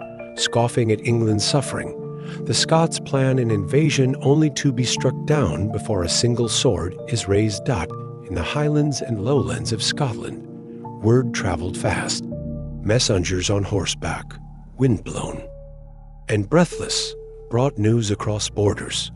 England was dying, not by sword or siege, but by something formless. Something in the air, or the blood no one could say for certain. To many among the Scottish lords, it sounded like opportunity. England had long been a rival, looming to the south with its wealth, its armies, its ambitions. But now, as towns emptied and soldiers dropped their spears for shovels to bury the dead, the once great kingdom looked exposed, vulnerable. It seemed the time had come for Scotland to act. By early 1349, war councils formed. Maps were unrolled. Plans were drawn. They would march south, take border fortresses, seize land while England was too weak to respond. The disease, they believed, was England's punishment, not theirs. Their priests spoke of God's wrath against the English. They said the righteous would be spared, but the plague did not care for banners or borders. Even before the armies could form, the sickness found its way into Scottish towns. It moved with eerie speed into the breath of a child, the skin of a cook, the cough of a stable hand. By the time soldiers began gathering near the border, many were already carrying the sickness within them. Whole encampments fell silent overnight. Men who had sharpened swords and fitted armor now trembled with fever. Horses stood untended. Tents, once filled with the sounds of laughter and boasting, became chambers of agony, and the invasion never came. No trumpets, no battle, only silence, and smoke rising from hastily dug graves in places where armies should have marched. What had been planned as conquest became a funeral. The plague had struck without warning, without mercy, and turned a campaign into a cautionary tale. What remains of that moment in Scottish memory is not glory, but grief. The siege of Gibraltar ends in silence. King Alfonso dies at the edge of victory.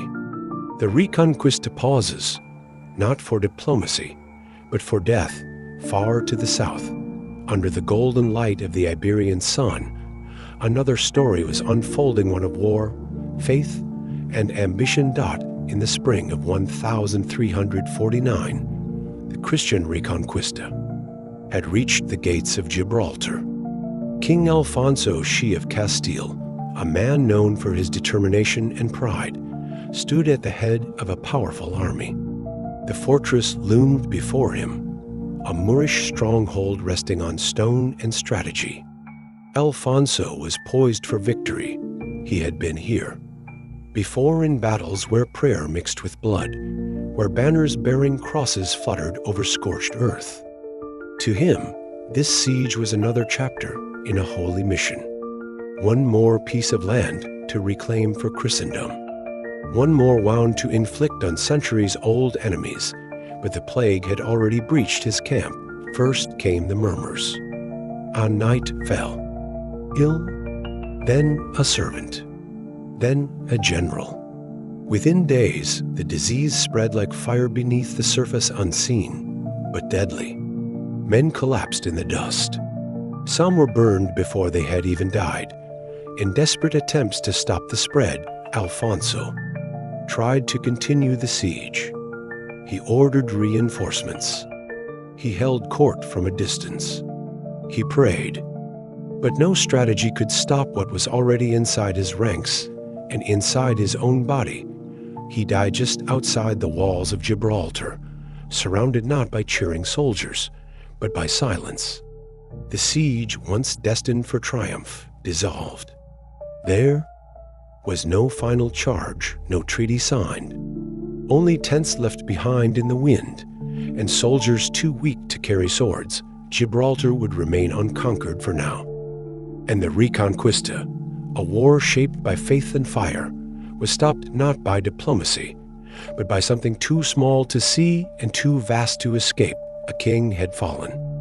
And so had his cause, if only for a time. Even monarchs mourn across Europe. Rulers are left with empty courts and dying cities. The plague becomes a great equalizer dot in the great halls of Europe.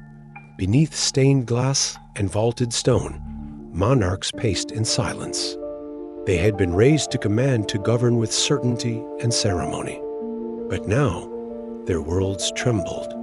From Hungary to France, from Denmark to Aragon, the plague crept through castle gates just as easily as it passed through peasant doors. Servants died mid-step. Courtiers fell ill between dances. Councils met only to cancel themselves.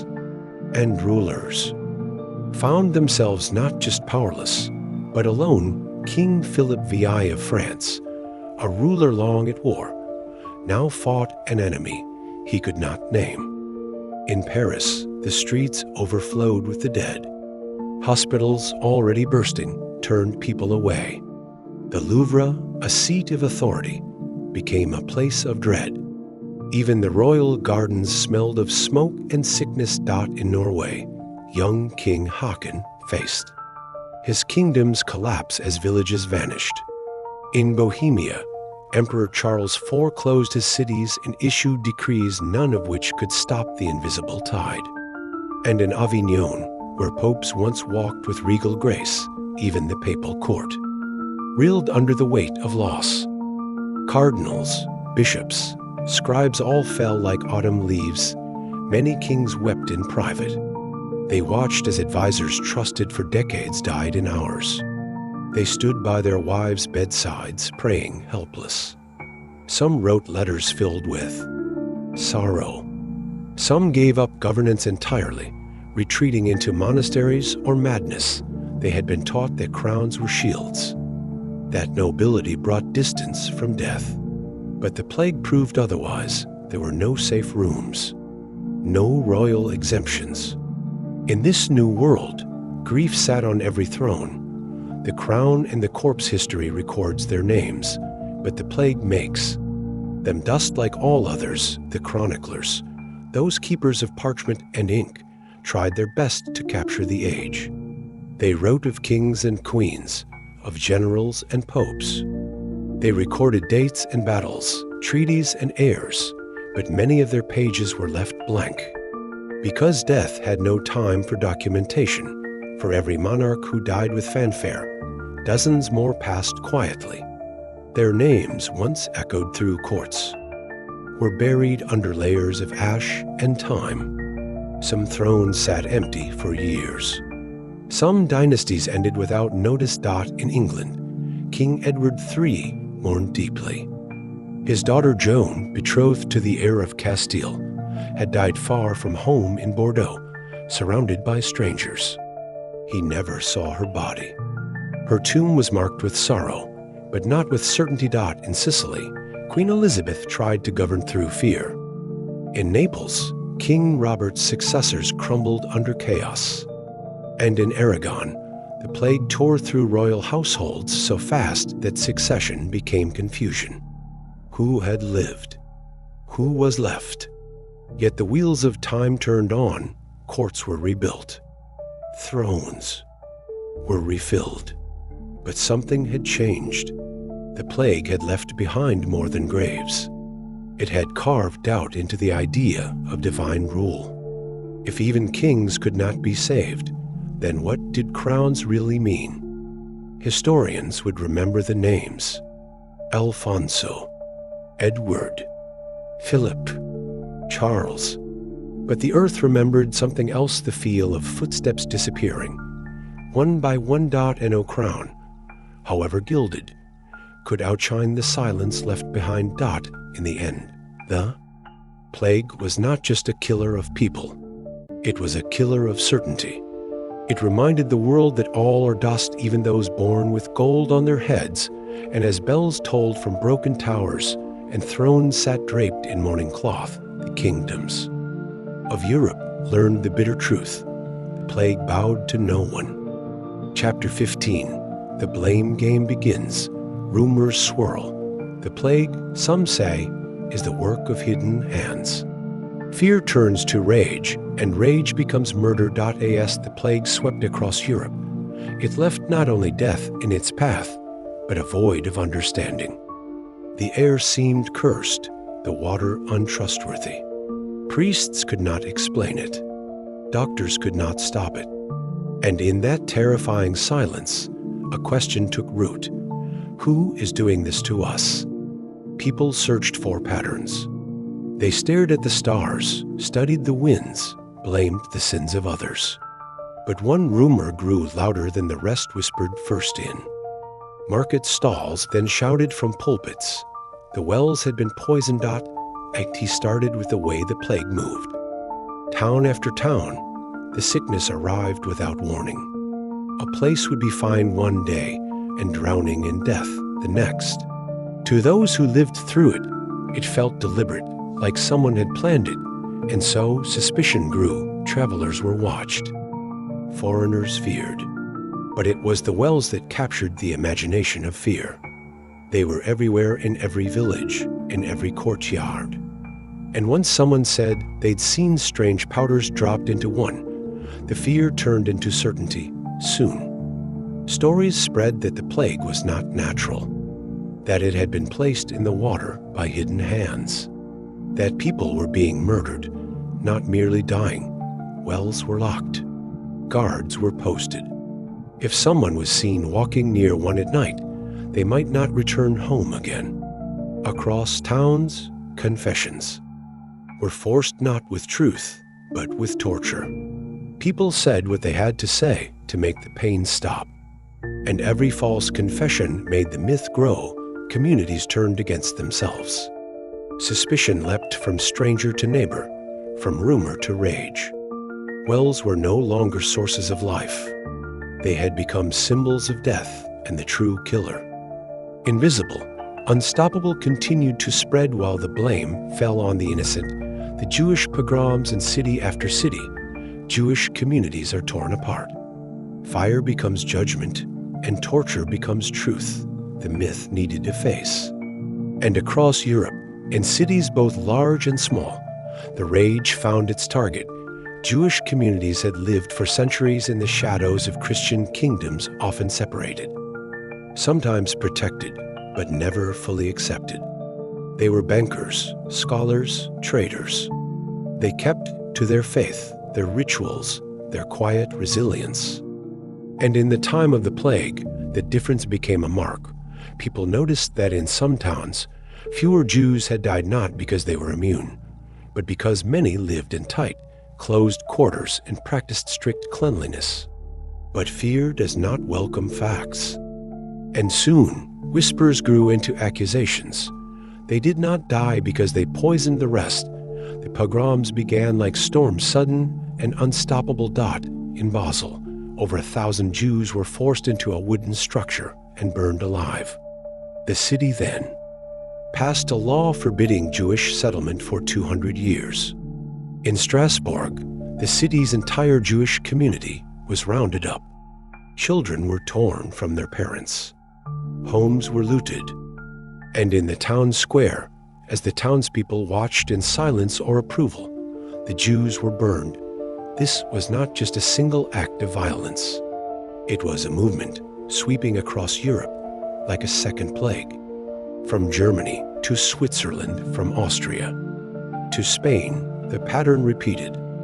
Forced conversions, confessions under torture, mass graves dug not by nature, but by hate, and through it all, the disease continued, killing Christians and Jews alike, sparing no town, no faith, no family, but the fires kept burning. The screams kept rising, and the lie that this suffering had a human face behind it became a weapon used again and again. In the end, tens of thousands of Jews died, not from the plague, but from their neighbors.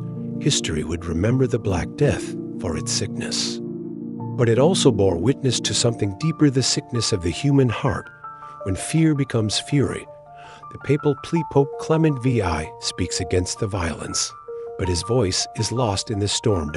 In the thick of despair, one voice tried to rise above the madness. Pope Clement VI, seated in Avignon, had seen the devastation firsthand. The plague had not spared his own city. His own household suffered. The papal court, once bustling with politics and ceremony, had grown quiet with grief. He had heard the rumors. He had seen the mobs. Reports arrived daily, cities burning, communities erased. And in that dark hour, he did what he could. He spoke. In 1348, Clement issued a papal bull, a formal letter, written in strong and simple words. He declared that the Jews were not to blame, that they too were dying, that their suffering was not proof of guilt, but part of the shared human tragedy. He reminded the faithful that Christ had taught love, not vengeance. He condemned the violence. He urged rulers to protect their Jewish citizens, but the storm was louder. Clement's words did reach some ears. A few cities hesitated. A few princes chose mercy. But for most, the bull was a distant echo, drowned out by fire and fury. Local leaders, fearing their own people, often stood aside. Others, more cruel, encouraged the violence to maintain control. The Pope's letter was copied. It was sent by messengers across kingdoms. But for many, it arrived too late. Or it arrived after the ashes had cooled. Even the church, the greatest institution of the age, could not hold back the tide. And so, Clement remained in his palace, surrounded by plague pits, surrounded by loss. He had tried to speak peace into chaos. But chaos had no ears. The lesson was clear. Even the most powerful voice in Christendom could not silence fear once it had been weaponized. A second plague. Hatred as bodies pile up, so too do the lies. Death does not come only from disease. By the time the plague reached its peak, the land itself seemed to groan beneath the weight of the dead. Graves stretched across hillsides. Smoke darkened the skies. And still, the dying did not stop. But death wore more than one mask. The disease had taken millions swiftly, silently. But hatred moved differently. It crept, it whispered, it chose. It made its victims kneel before they were killed. It made neighbors turn into enemies. It left not just graves, but scars. This second plague had no fever, but it was just as contagious. In towns that had once been peaceful, violence became ordinary. People learned to look the other way.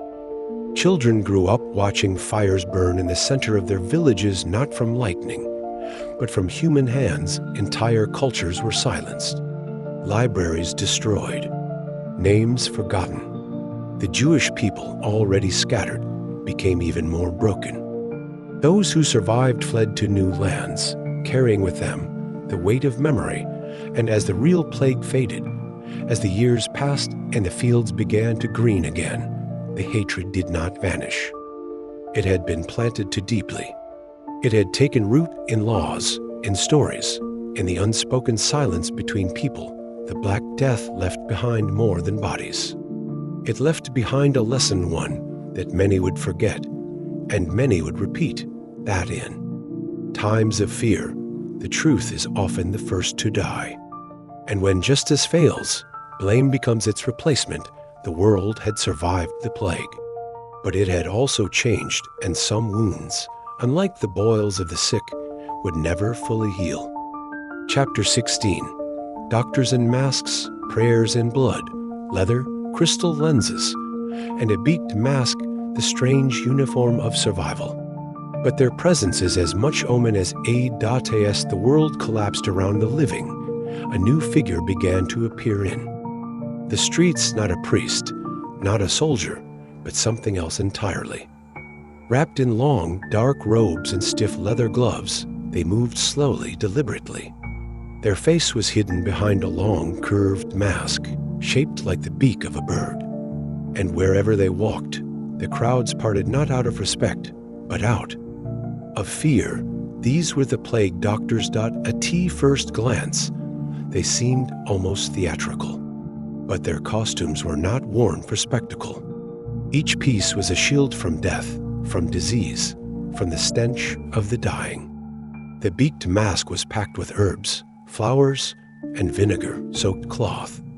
It was believed that sweet smells might ward off the bad air, the miasma thought to carry the plague. The wide-brimmed hat, the waxed coat, each layer was armor. In a war without weapons, but to most, their arrival meant one thing: the sickness had come. Plague doctors rarely healed. More often, they counted. They marked doors, documented deaths, and advised when to burn a house instead of entering it. They were witnesses to suffering, not saviors. And in many cases, they were untrained, hired not for knowledge, but for willingness. Still, their presence was strangely comforting. In a world where no one understood the illness, these masked figures at least looked like they did. They walked with purpose. They carried canes to measure distance and prod the sick. And sometimes, just sometimes, they stayed long enough to offer something that felt like care, but there was a sorrow in their eyes hidden behind glass lenses, but present in every slow step. They were surrounded by death day after day. And though the mask hid their face, it could not protect their hearts. They became a symbol not of safety, but of sorrow. A bird-faced silhouette against the smoke and silence of plague-torn towns. A reminder that help had come, but too late. The flagellant's march whips cracked through flesh in penance. Bleeding pilgrims spread both faith and disease, while the plague doctors dressed in layers to protect themselves from death. Another group stripped themselves bare in search of salvation. They were called the flagellants. They came in long lines, barefoot, heads bowed, backs uncovered. Each man held a whip, often tipped with iron or thorns. And as they walked from village to village, they sang hymns. They wept. They bled to them.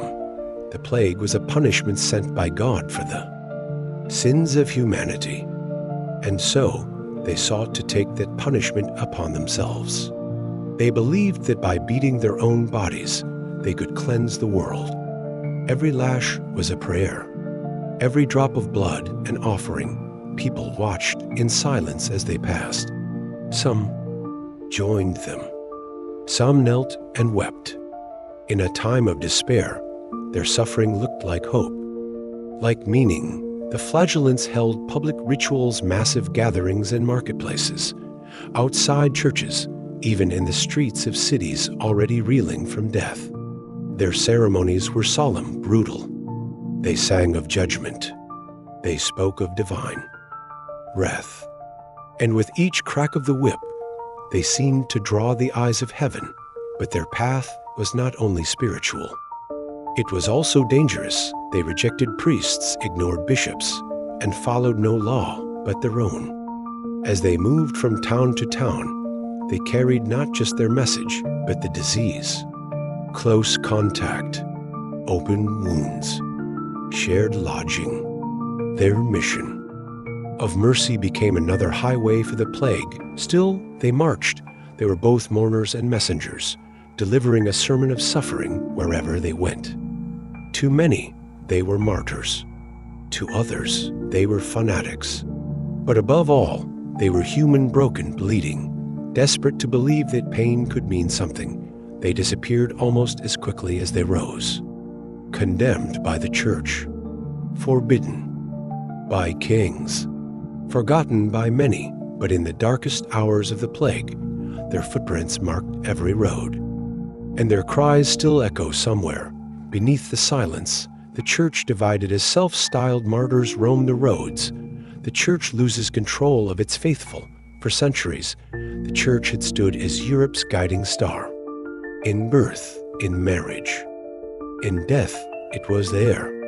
In cathedrals of stone and flickering candlelight, priests spoke of order, of mercy, of divine purpose, but the plague did not respect altars.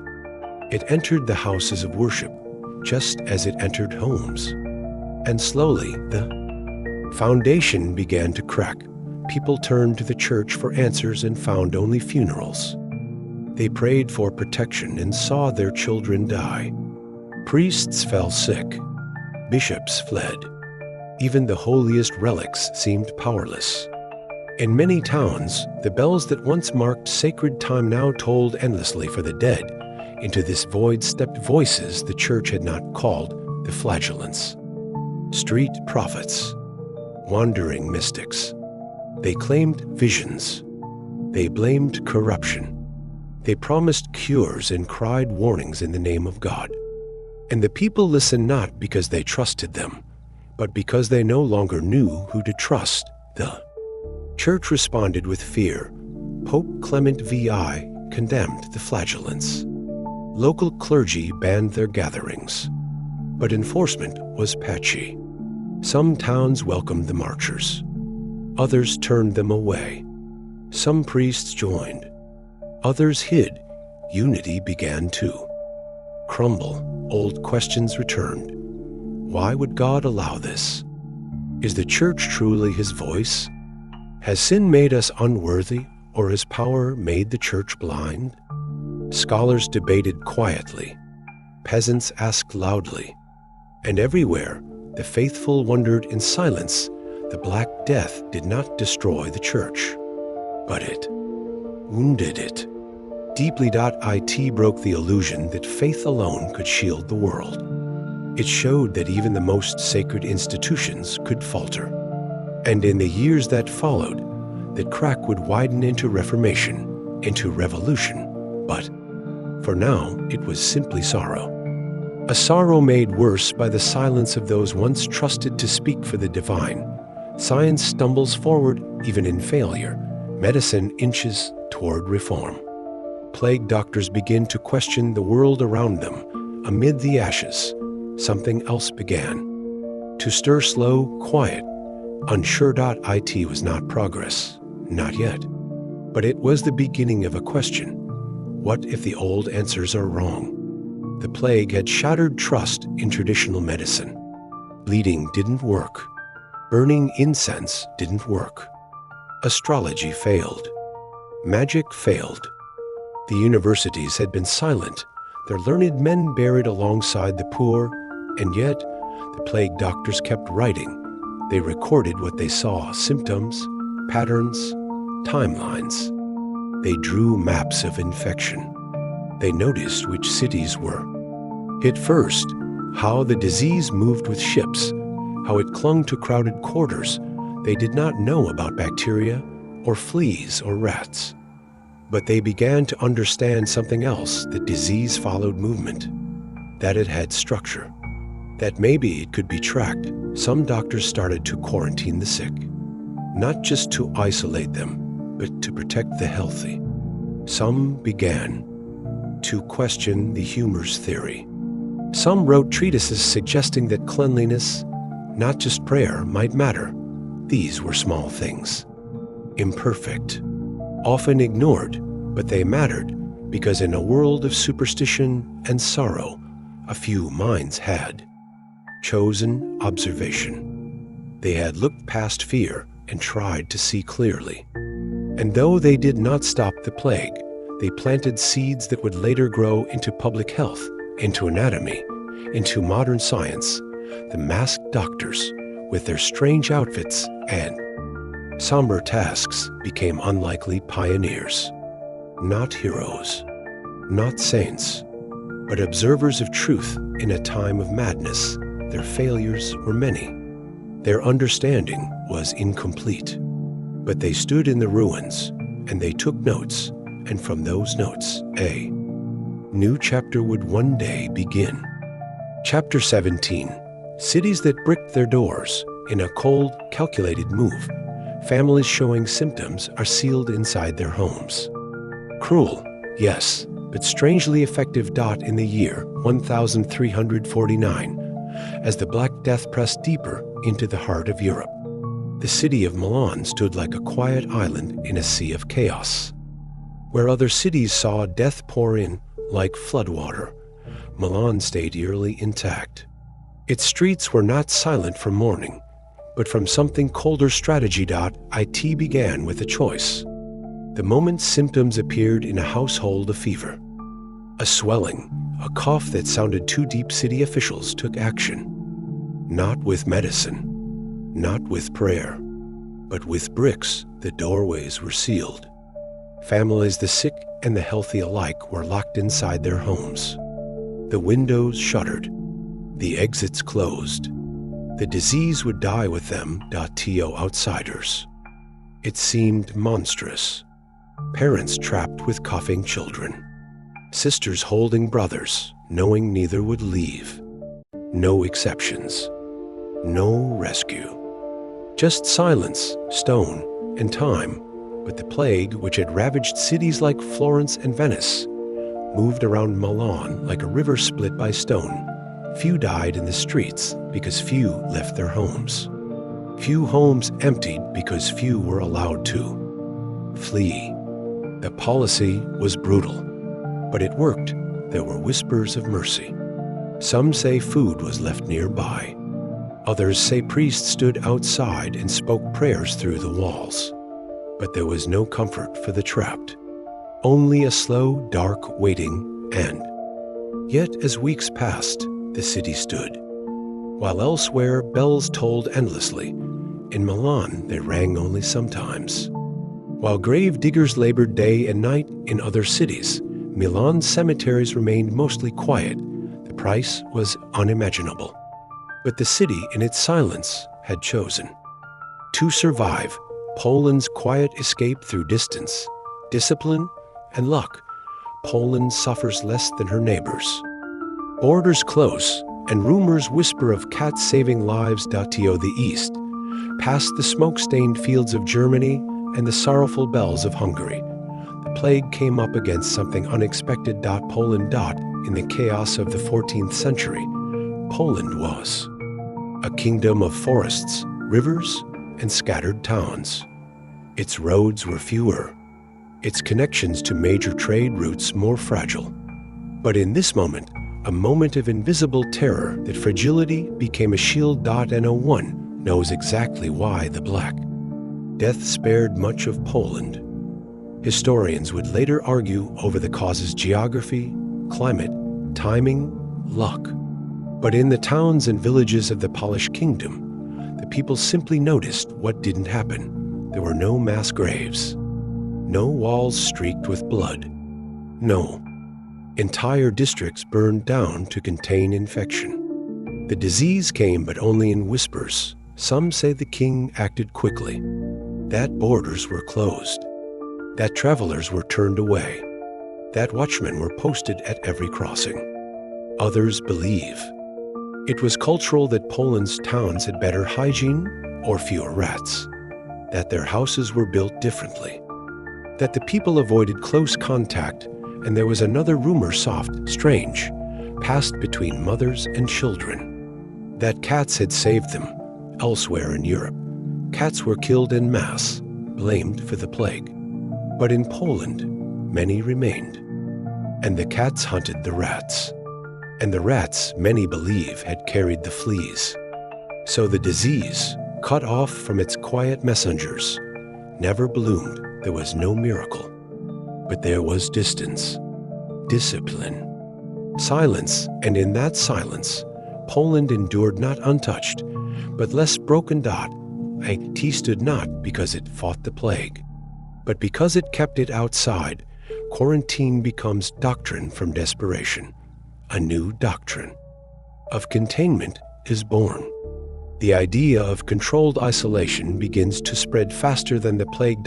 In the darkest moments of panic, sometimes an idea takes root not out of knowledge, but out of necessity. That idea, in the days of the Black Death, was quarantine. It began at the ports.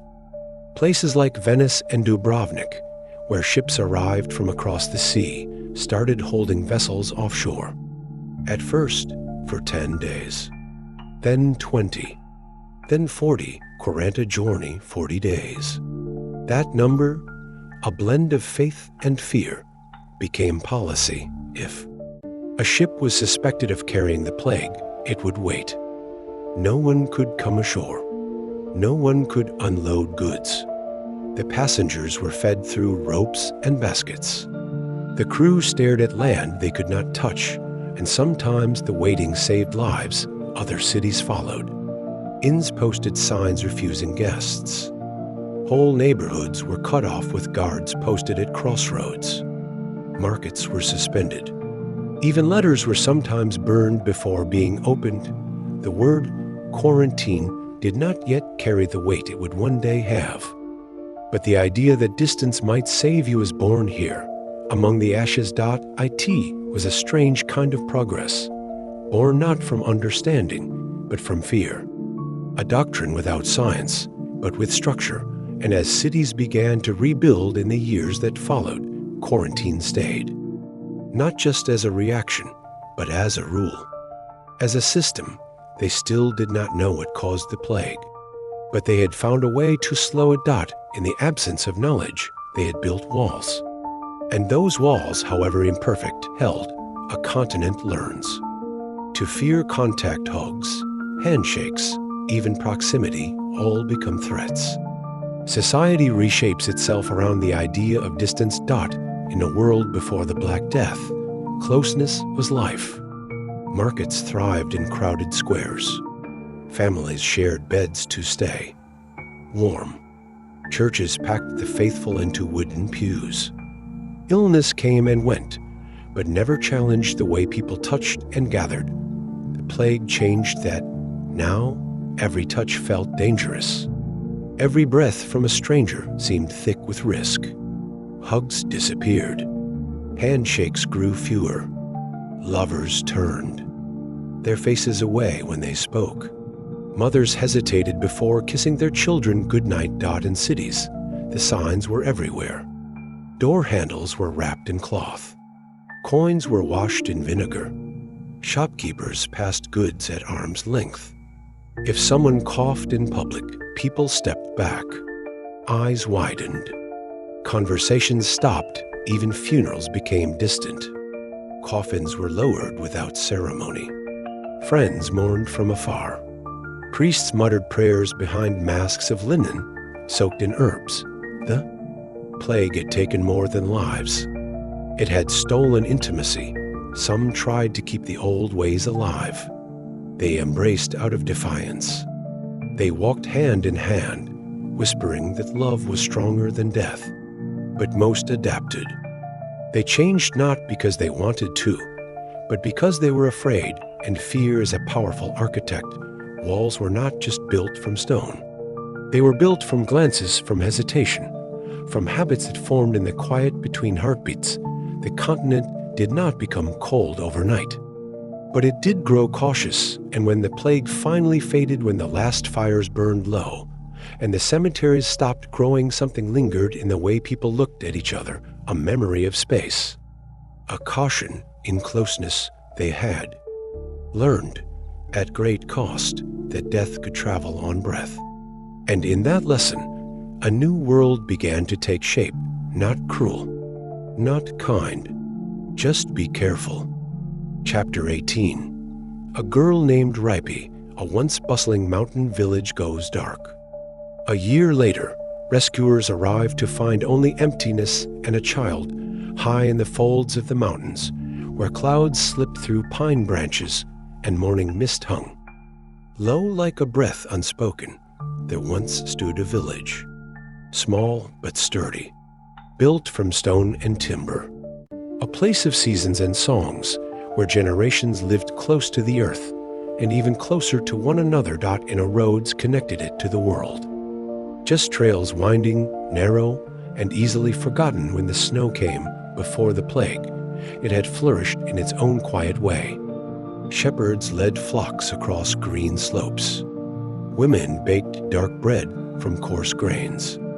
Children fetched water from the stream and slept under thick wool blankets, warm against the mountain wind. And then, one winter, silence fell. The news of the Black Death had not arrived with warning. There were no messengers, no panicked travelers. The sickness had crept in quietly, likely carried by a passing peddler or a cousin returning from a nearby town. The people of the village did not know its name. They only knew that their neighbors stopped answering doors, that fever burned through families like a late-season wildfire. Snow fell as it always did, covering rooftops and muffling sound. But the songs stopped. The bells no longer rang. Smoke ceased rising from chimneys. Months passed. When the thaw finally came, a group of travelers made the climb. They were sent from a nearby monastery, hoping to bring help, or perhaps only to bury the dead. They expected grief. They did not expect emptiness. The houses stood, half collapsed or quietly rotting. Doors hung open. The livestock had either wandered off or starved in their pens. There were no signs of life, no signs of violence, just stillness. And then they saw her crouched behind a broken cart, thin as bone, with tangled hair and hollow eyes. A child. She did not speak. She only watched. Ripei, the wild survivor alone for so long, the girl has reverted to instinct. She hunts, she hides, and she has forgotten language. They called her Ripei, though no one knew if that was truly her name. She gave no answer when asked. She had no family to speak for her. But the monks chose it soft, short, easy to remember. At first, she could not be touched. She flinched at every sound, ran at every footstep. Her hands were scraped and covered in dirt. Her legs were strong, like those of an animal used to climbing and running without rest. Her eyes moved constantly, watching for threats, scanning for exits. She had lived among the ruins, slept in barns, drunk from melted snow, eaten whatever she could find, roots, bark, berries, rats, once a nest of birds. The monks found tiny traps she had built from sticks and string. Ingenious, primitive. Anna one knew how long she had been alone. Long enough to forget language. Long enough for the shape of human touch to become foreign. At night, she did not cry. She listened when they brought her down from the mountains. The world overwhelmed her. The wide roads, the crowds, the scent of candles and bread. She clung to the walls, pressed herself into corners.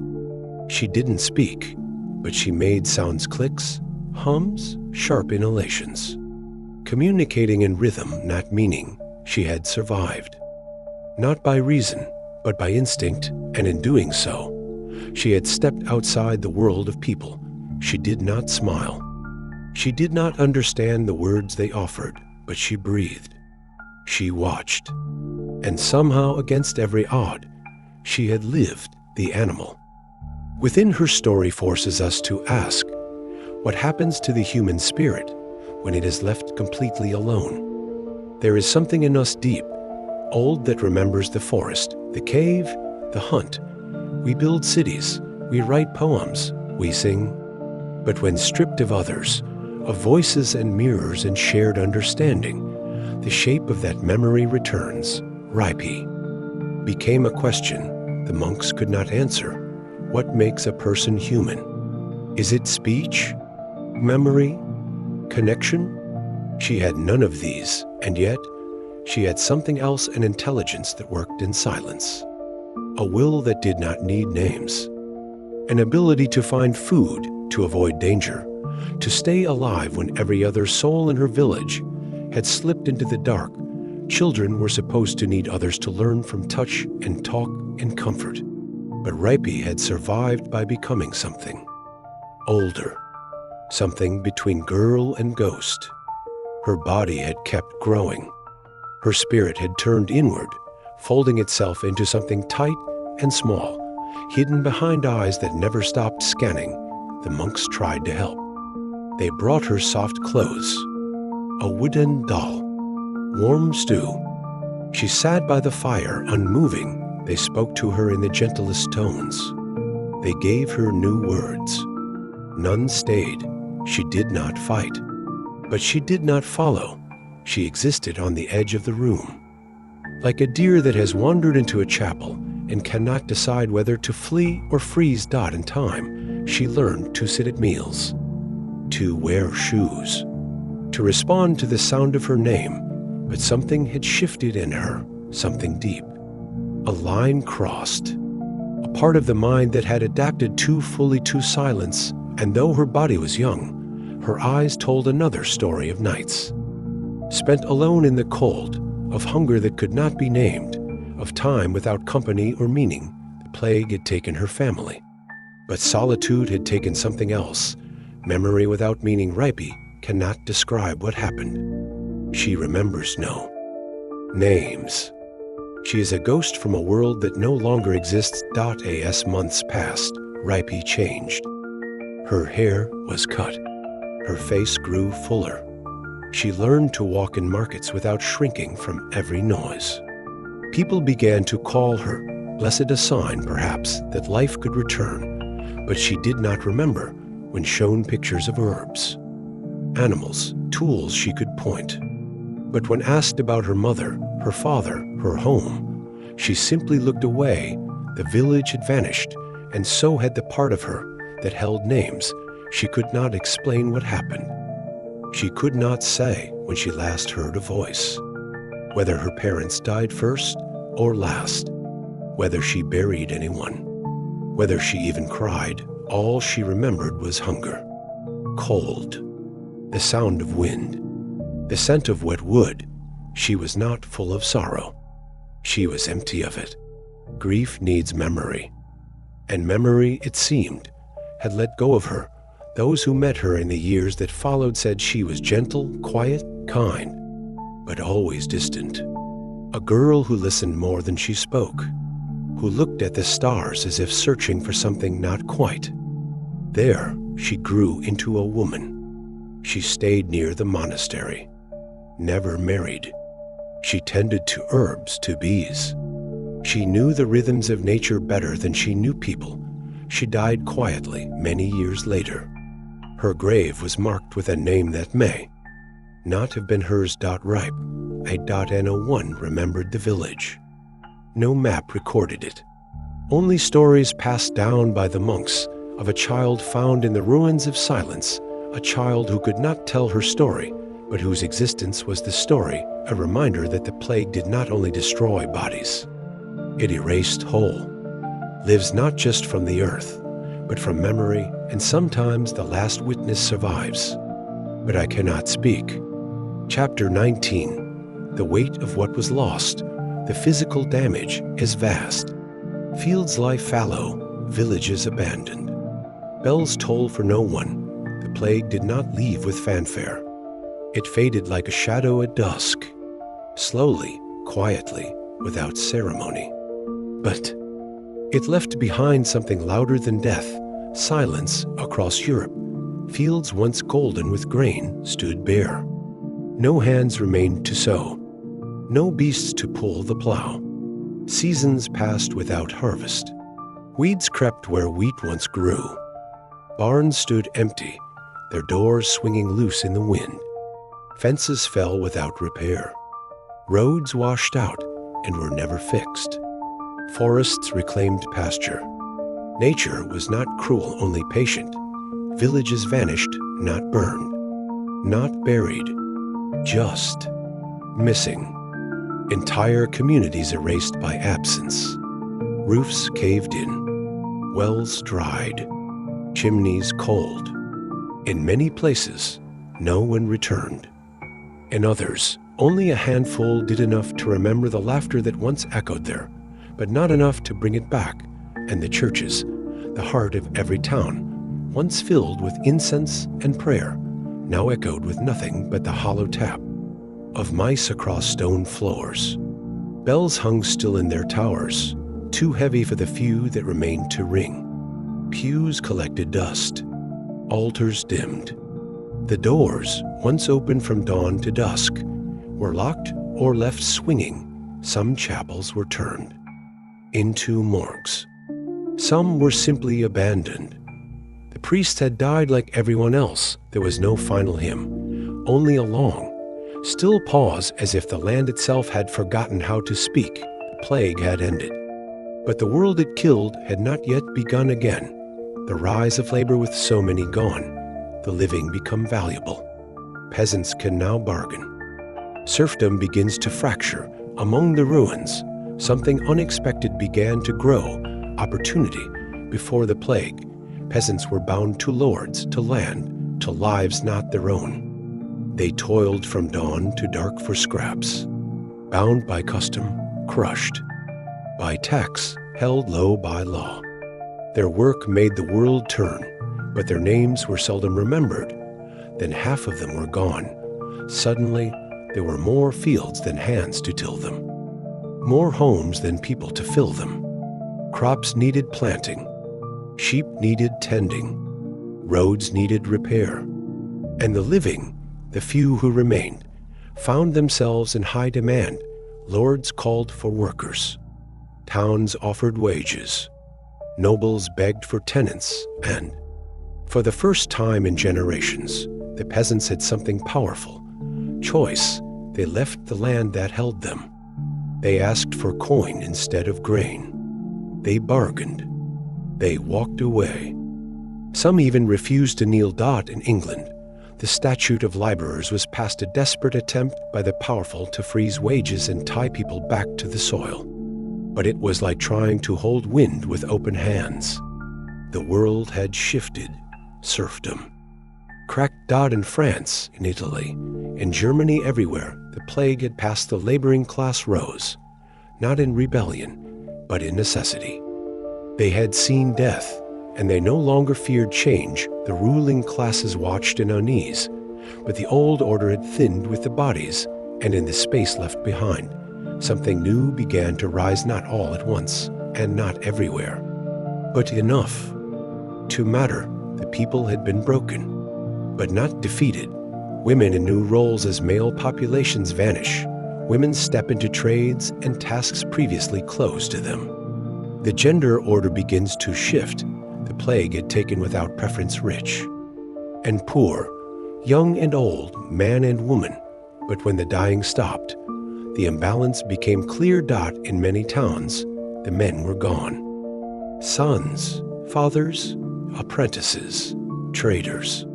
Entire guilds left with no heir. Fields left without the ones who once held the plow. Shops with no blacksmith. Inns with no barkeep. Into this space, women stepped, not because they were welcomed, but because they were needed. They took up tools once forbidden, drove carts, shoed horses, brewed ale, managed ledgers. They wove not only cloth, but networks of trade, of survival. In the absence of men, their work kept villages alive. Widows became landowners. Daughters ran shops. Wives became master. Craftsmen in all but name. Some were granted guild membership. Some were still denied it. But they worked anyway. Their hands had always held the world's weight. Now the world began to notice.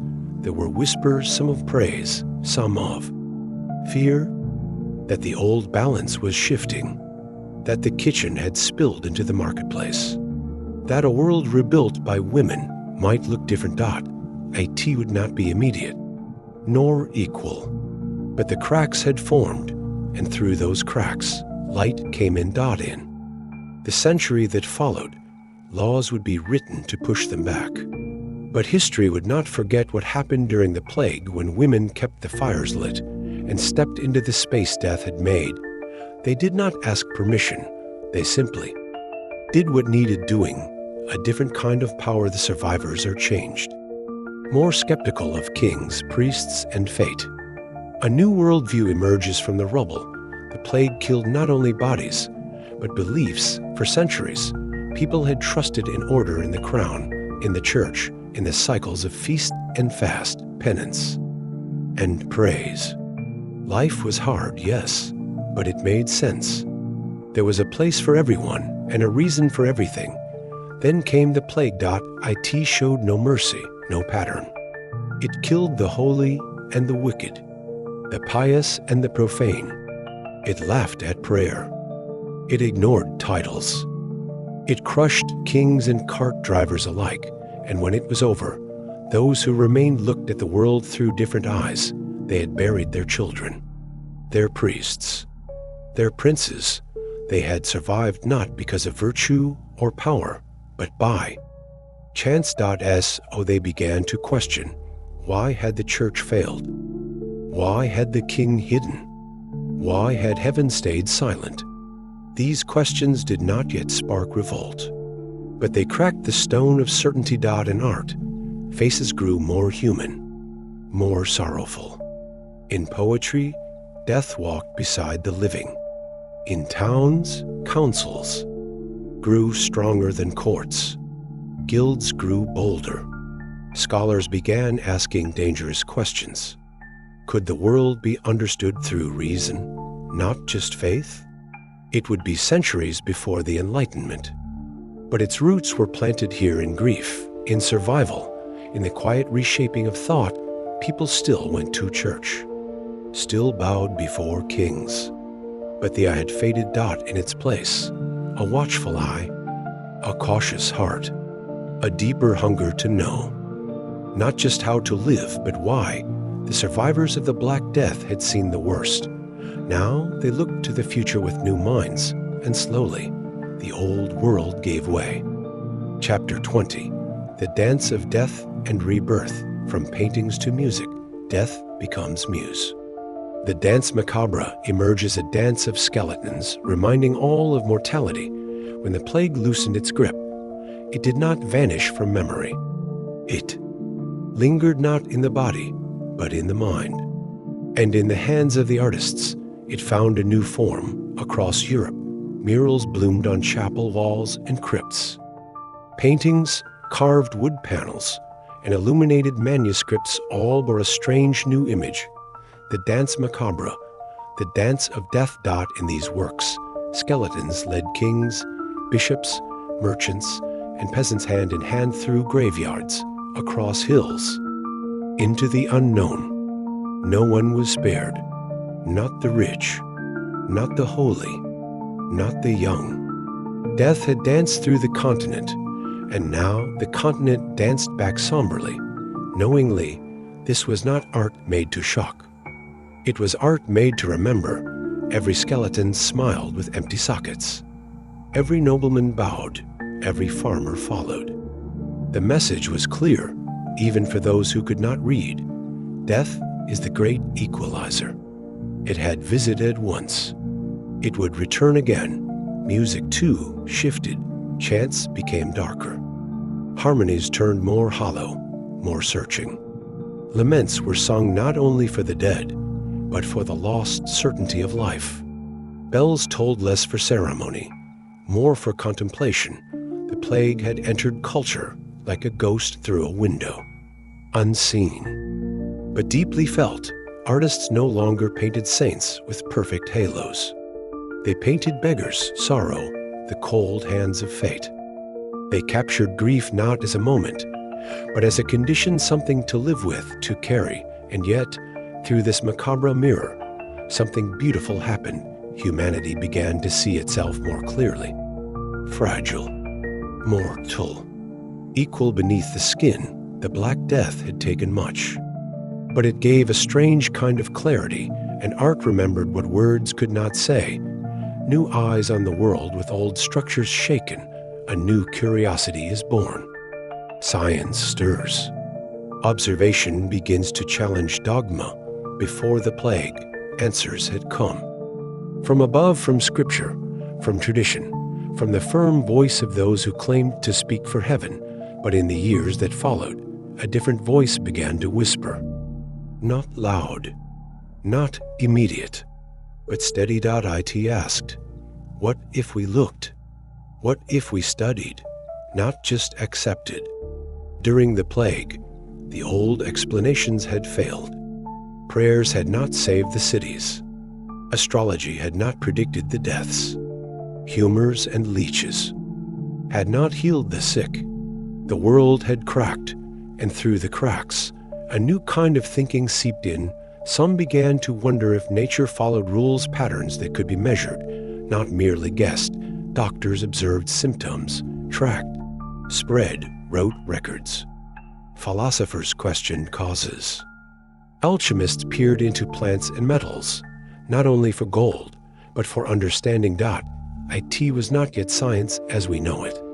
It was a fumbling in the dark, but with open eyes. In Italy, universities reopened with new questions. In Paris, students debated more than scripture. In England, physicians argued for quarantine, for clean water, for testing. No one yet spoke of cells or microbes. But they spoke of air, of cleanliness, of patterns. They built hospitals not just for prayer, but for care. They began to separate disease from punishment slowly, cautiously, and all around them. The world began to listen. The plague had made people afraid of the unknown. But it had also made them curious. What is life? What is death? What is truth? The answers would take centuries. But the questions had begun, and from those questions, a new age would rise. Books, thinking, and the Reformation ahead, the printing press, humanism, and religious reform all take root in this shaken soil. The Renaissance waits just over the horizon. In the decades after the plague, Europe did not return to what it had been. It moved forward haltingly, unevenly, but with purpose. One of the most powerful seeds sown in the ashes was the desire to know, not simply to believe, but to understand. And that desire found its wings in a machine made of wood and pressure, the printing press. Invented in the mid-15th century, it spread not just ink, but ideas. Before, books had been rare and costly, copied by hand, guarded by the elite. Now, thoughts could multiply, pages could travel, knowledge could flow beyond the monastery and into the street. Humanism rose, a movement that centered the human experience. It asked, what can we learn from the past? From Rome, from Greece, from one another. And as people read, they questioned. The church, once untouchable, now stood beneath a magnifying glass. Why had it failed during the plague? Why had some clergy fled while others died serving? Why did its rituals bring comfort, but not healing? These questions simmered for decades. And then, in the early 1500s, they boiled over. Martin Luther, a monk with a hammer and a page of protests. The Reformation. It would fracture Europe, redraw borders, ignite wars, but its roots traced back to a deeper dissatisfaction. A wound open not by words, but by plague, the Renaissance too stirred in this new soil. Artists painted bodies with veins and breath. Architects looked to symmetry, to nature. Poets praised love not as divine command, but as human ache. The Black Death had shattered the world. But in the rebuilding, people did not just restore the past. They began to imagine a different future. They read more. thought more, dared more, and history quietly turned its page, the quiet echo of survival. Civilization endured, and in doing so, it learned. From this horror, something lasting was born, a deeper understanding of life, death, and all that lies between. By the end of the 14th century, the worst had passed, the plague still returned, sometimes in waves. But never again would it tear through Europe with such ferocity. And never again would the continent be quite the same. It had buried half of its people, and yet the candles were relit. The bread was baked. The bells rang once more. Children were born into homes emptied by grief, but filled with resilience. Streets, once silent, bustled again. Markets reopened. Songs returned, tentative at first, then full-throated. The survivors carried the weight of what had happened. In their eyes, in their habits, in the way they touched their loved ones with more care, or prayed with more urgency, or refused to. Take comfort in old answers. They did not forget, but they also did not fall. What rose in the plague's shadow was not just recovery, it was remembrance. A memory that lived in frescoes, in books, in whispered stories passed down to the next generation. They learned that life was fragile, that death could come quickly without mercy, without reason, but also that people endure, that the human spirit bends but does not break. The Black Death was not just a chapter in history. It was a turning, a moment when the world paused, looked inward, and slowly, painfully chose to continue, not as it had been, but as it could be. And in that quiet choice, the future began.